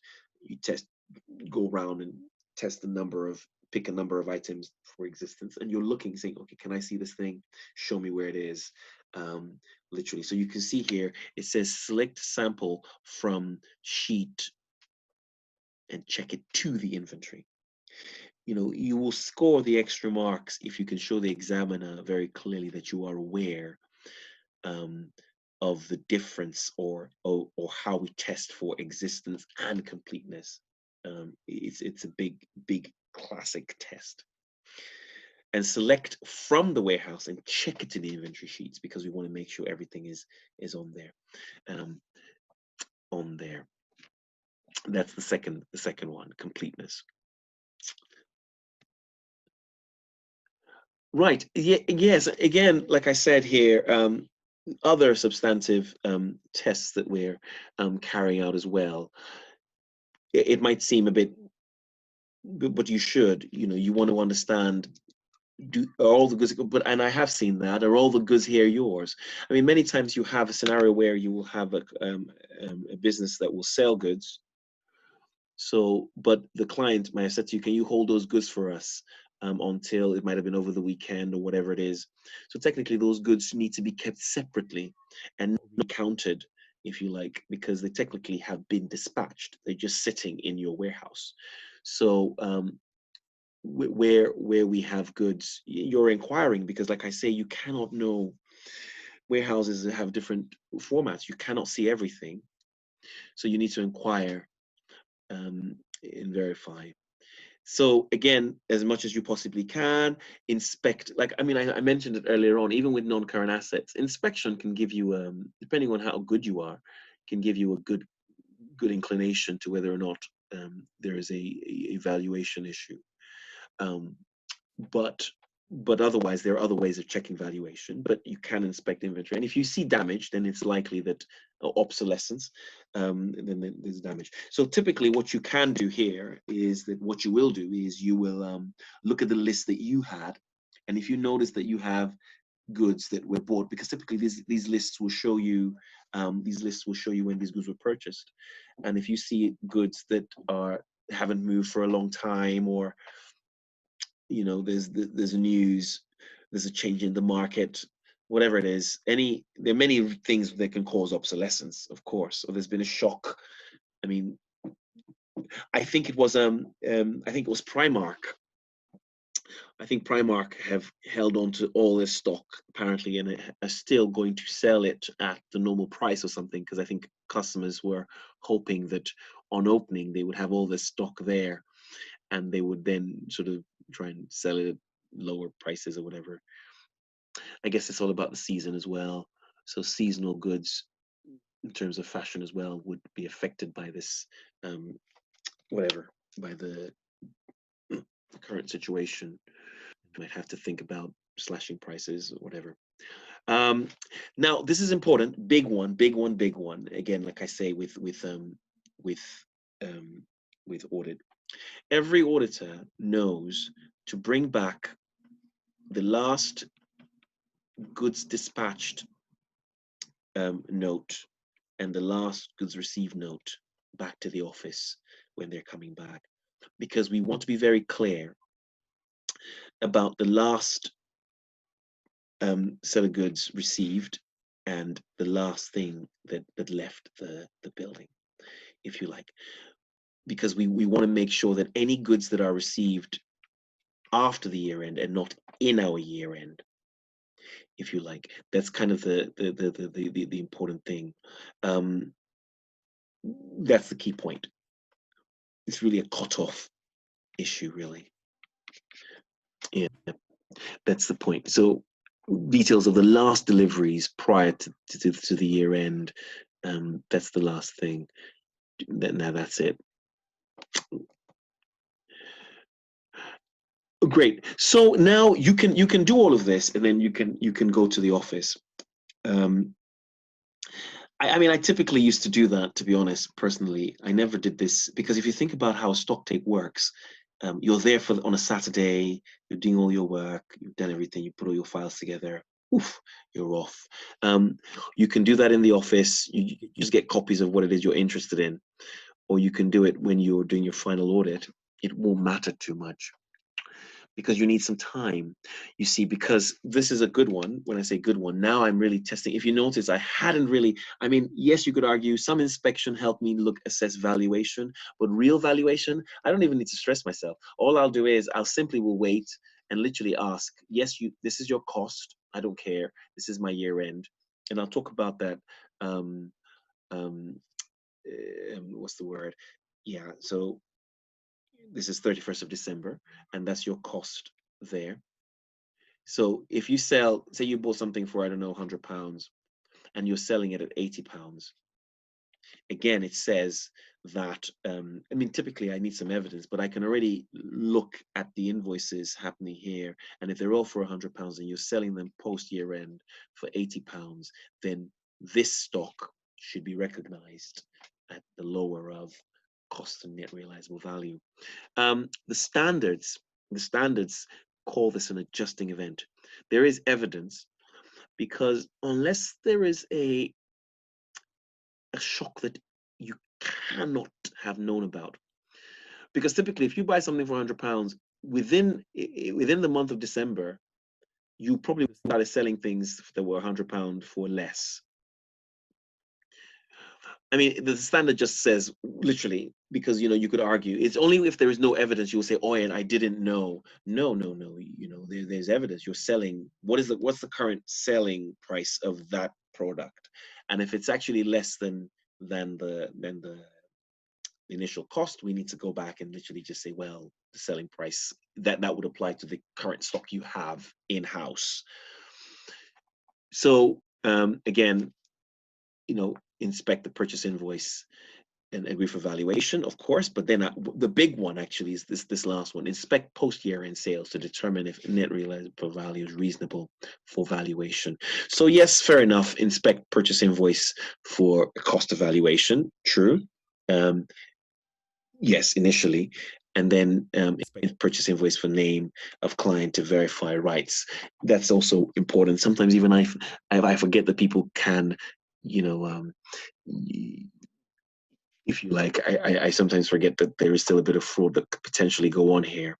But the fact is that you've bought the goods. The goods are yours.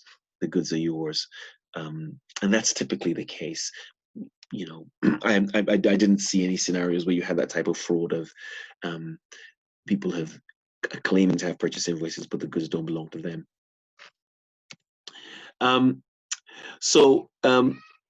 Yeah, so again, after the count, again, like I say, you could really have done this as well during the count, but aging of inventory to follow old slowing. We're basically looking for obsolescence. And then definitely we're looking at analytics afterwards. So we're looking at turnover days, stock turnover, but not just on different lines. You can see what I'm saying there. Not this general ratio analysis. That won't help anyone. We literally can compare lines, if you like, to understand what's going on. And you probably need to do this sitting down on a computer, and then you can actually do that. And then, of course, we can then calculate GP margins and compare one year to the next, and that will help us then see. Because, again, like I say, inventory affects cost of sales, and then cost of sales indirectly affects profits, and that definitely directly affects the gross profit margin. So we can come back to the fact, has inventory been overstated? A potential increase in gross profit margin might just be due to an overstatement of gross profit margin. Sorry, an overstatement of inventory. So some other, like I say, a number of other tests. So trace goods received just before year end to trade payables before the year end. So kind of completeness, just to make sure that, if you like, debit purchases, credit trade payables has actually been put in on that final goods received note. And you can see here, this last one, what I was saying here, trace goods dispatched, if you like, to ensure goods are not in inventory and are in revenue and trade receivables. So you can see where I'm going with that. Once you've dispatched of something, the very last goods dispatch note, I don't want to see those goods in inventory anymore. You have dispatched them. It's a sale. Yeah, so that's why that's the important thing there, really. Yeah, and I think that's the important thing. Right, and then finally, I think on inventory, where a third party holds, again, like I said, it's difficult, you know, I can't get there. The first question really is it material? You know, if the third party, well, this isn't too bad, actually. If a third party is holding inventory for you, that's actually quite easy. Sorry, forgive me. I thought that if you just had a warehouse that I can't get to. But if you had a third party, literally, I'll just speak to the third party. And as long as we can trust them and we're happy, they will claim, yes, the goods belong to your client, and that's what's in there. And then confirming rights and valuation. If the goods are material, then I might need to attend, if you like. And or the third party's auditors can confirm the reliability of the internal controls at the third party. So those are some of the issues, but again, a lot of this will depend on materiality and how material it is, and that will help you decide whether or not you go there and actually do it. Some other bits here in terms of valuation. I talked already about this question of standard costs. So standard costs are where we're making the product. We've got raw materials, we've got labor, we've got factory overheads, clunk all that together, and we need to decide how we arrive at that costing. We need to understand that and how variance analysis works, if you like, and it's really understanding their systems, really. So I think like I said, you're really reacting to the system. You're reacting to the question, right? You're reacting to the question. But as long as you understand generally what the issues are, then you can just for yourself test it. You can test it. Right. Yeah. So like I said, typically what we tend to have is end of year events taking place. But you can have counting happen throughout the year. Like I said earlier on, the objective is the same. We want to just, what you want to do is you want to visit at least once or twice during the year to observe how the count was done in a particular section, because it's still the same process. Exactly everything we've just done in terms of observing the controls in place. And then to see how they deal with any disparities, to see how they deal with any differences in the physical inventory to what's really on their inventory records, and how they reconcile them and how they deal with any obsoletes. Again, and that's really what this whole idea of periodic counting is happening, is when things are done, if you like, once a month on different lines. And like I said earlier on, dealing with the adjustments, and then yeah, and that sort of thing. Yeah, and I think that's kind of the key point, that goods dispatched before the year end should not be included within inventory, and goods dispatched post year end should be included in year end inventory, and that sort of makes sense. But as long as you're understanding clearly what a goods receipt note is and a goods dispatch note is, then you're there. In a way, it goes without saying, sorry, that a goods received note received after the year end should not be included in our inventory, because it was received after the year end. But it sounds, again, like I say, pretty obvious, but just making sure there. Again, nothing different here. Net realized NRV testing, just looking at post-date, post-year-end sales invoices, and inspecting to see if we actually own the goods. Yeah, I guess this is just looking at some advantages and disadvantages of regular accounting. Again, it's not really about, it's just the fact that the larger the organizations, they might want to do this regularly. Maybe it's good for their systems. I actually think this is better than waiting to the end of the year and then doing one big physical count. It's really about having good controls in place.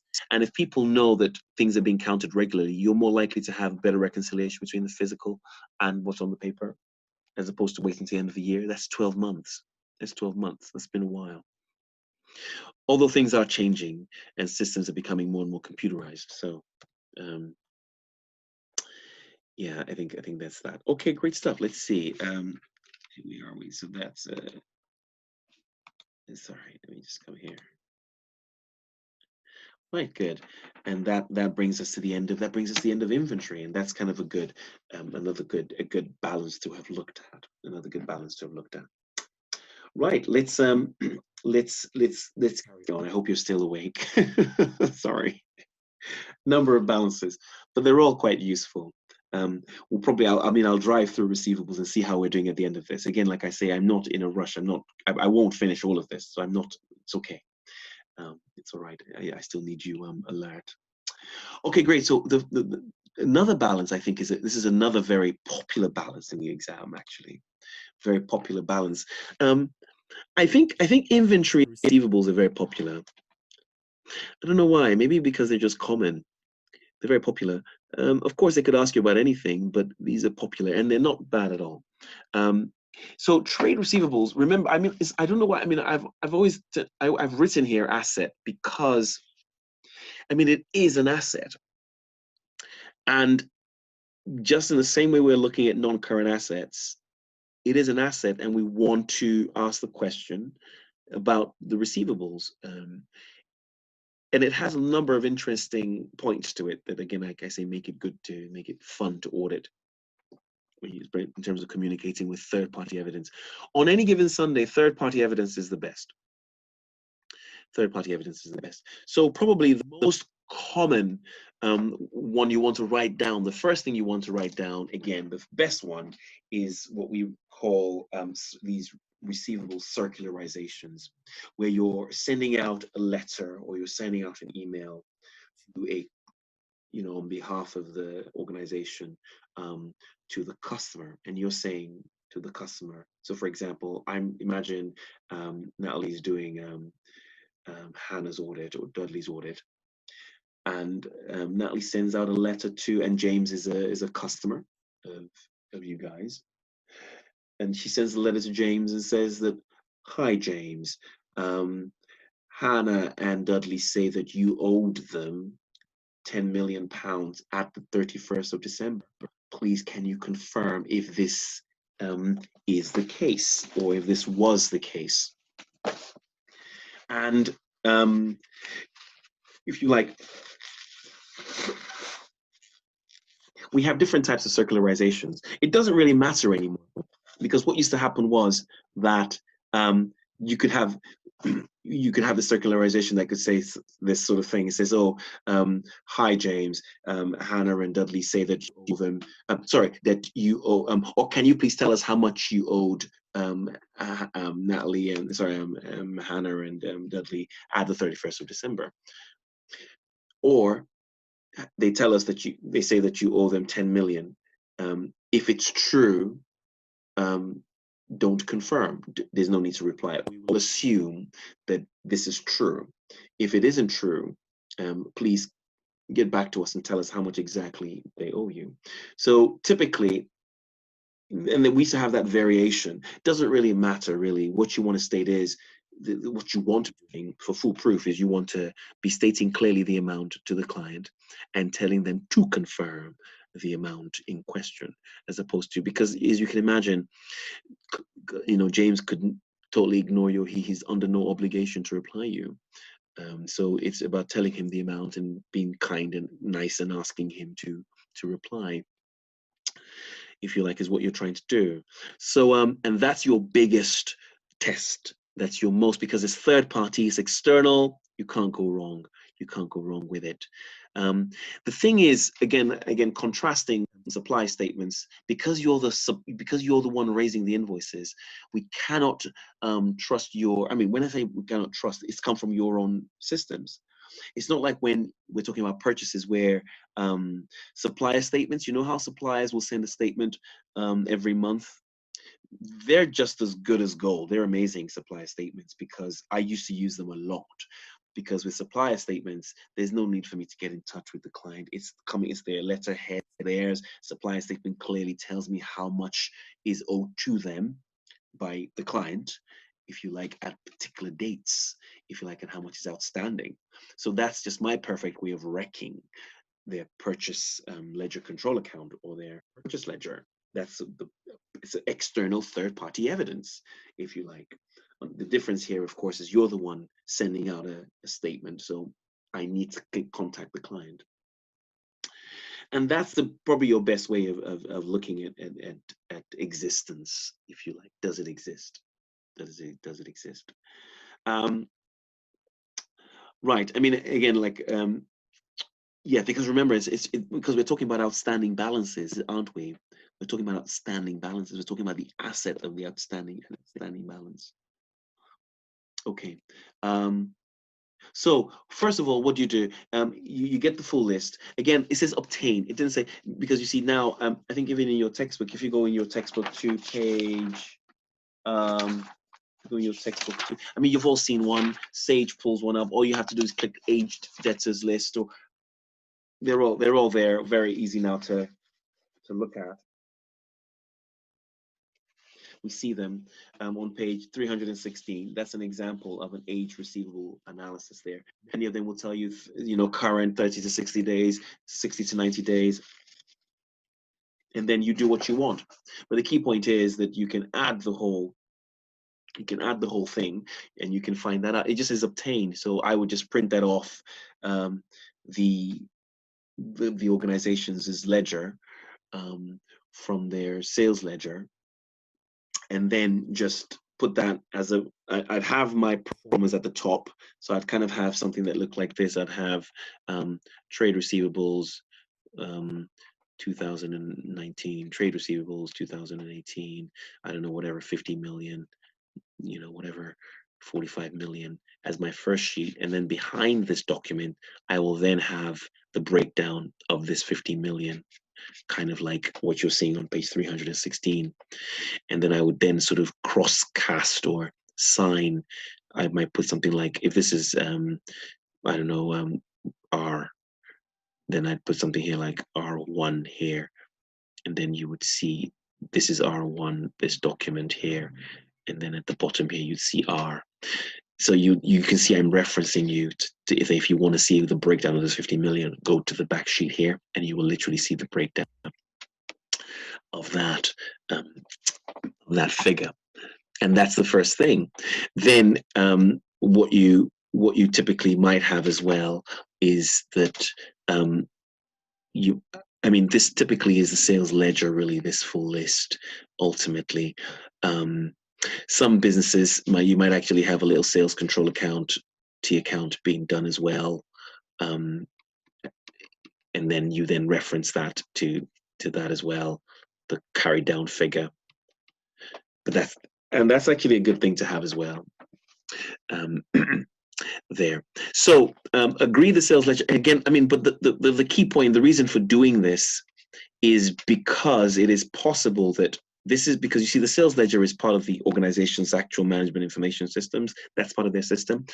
But the sales ledger control account might have been prepared separately because it's control account. So, I might be wrong, but I can't imagine the system itself just plowing out the T account for the sales ledger control account. I imagine someone's going to have to actively do it and pull it together. So in effect, we're really talking about completeness and existence, that these things actually complete. But this list is the perfect one. The sales ledger list is perfect. And then, it says select samples and agree back to valid supporting documentation. So literally, I'm just going to pick a few and then if you like, actually carry out, just literally take it back through to the order, if you like, literally just have a list of, if you like, and then have the order and then the sale, if you like.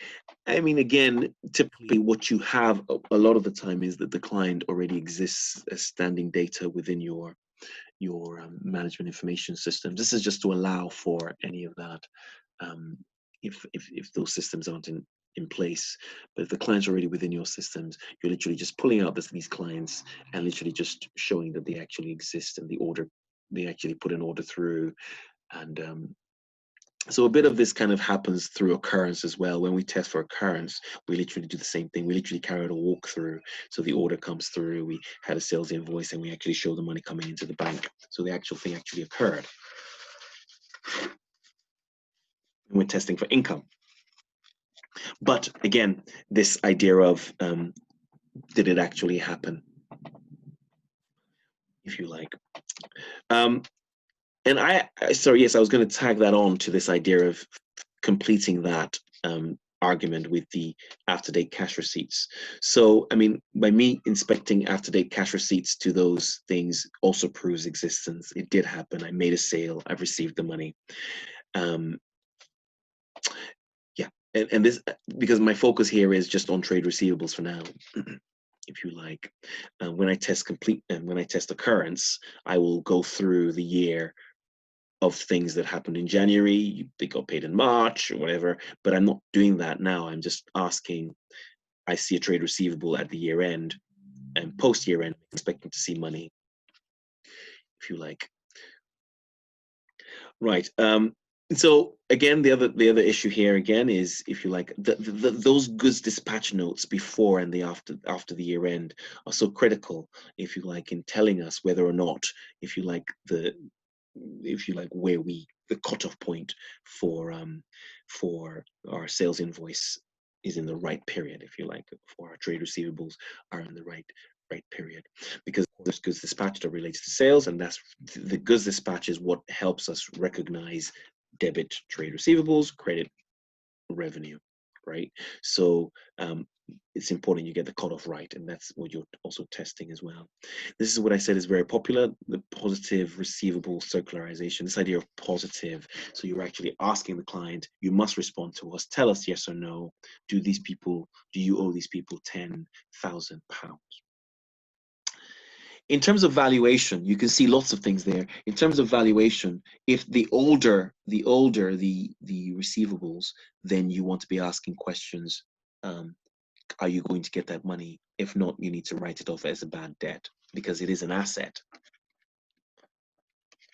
So in a way, you can have obsolete assets as well. The other thing as well, of course, is this issue. I'm sure you've come across it. This issue of credit balances, of course, in your sales ledger. So as you inspect the sales ledger, as you inspect those balances, you will see any credit balances, and you want to understand, in a way, you want to write those out. You want to write those out because those are not people that owe you money. You want to kind of get it right. If you see what I'm saying. So for example, yeah, of course you sort of see what basically you've had something, an overpayment of sorts, if you like, debit bank and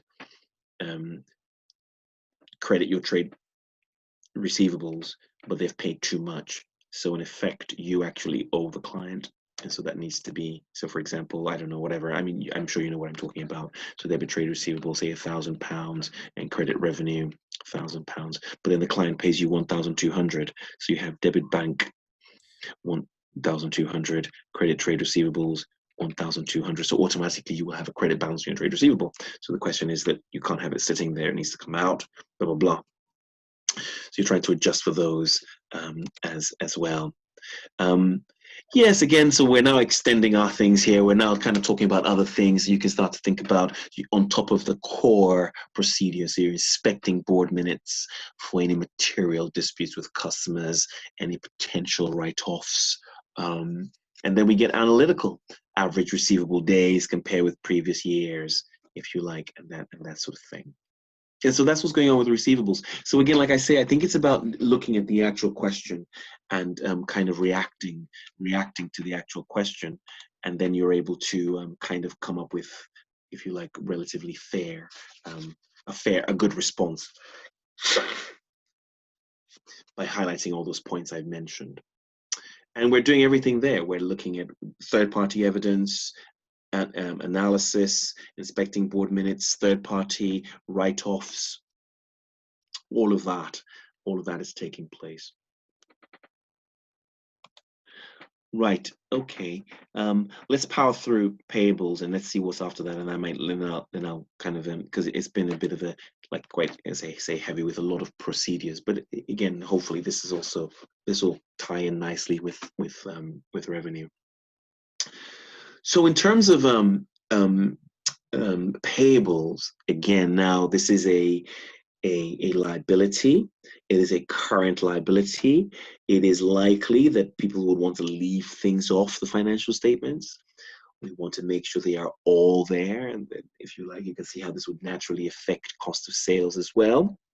So again, what we want to do is we want to make sure, like I said earlier on, we want to make sure we have a full list. This will come from our purchase ledger. Of course, we want a list of all our trade payables. We just obtain a list, cast it, or just look to make sure it's all adding through. Agree it to the general ledger, because your list, here's your list. I don't know how your list might not, the key point here is the list might not have come from the general ledger. So if the list hasn't come from the general ledger, it's the general ledger that's processing the information. So I want that to rectify or connect that list to my general ledger, to my purchase ledger, and to the financial statements. And of course, again, you want to see, I mean, I didn't even mention it, but you definitely want to see the monthly reconciliation. I mean, that's the controls test, but you want to see the monthly reconciliation between the ledger accounts and the control accounts, definitely, for anything outstanding. So reconcile that, if you like, the totals with the control account. Like I said earlier on, I talked about this, obtain supplier statements. This is, most organizations send their clients, will send supplier statements, reconcile these to the payable balances. I mean, it's just perfect. It's amazing. I've always loved them. I throw them. Existence, completeness, obligation, valuation, you can't go wrong. If you like I've written here, supplier statement reconciliations provide the most reliable evidence in respect of payables, as they are external. So anytime you get a question on payables, that's where you're going, supplier statements, straight away.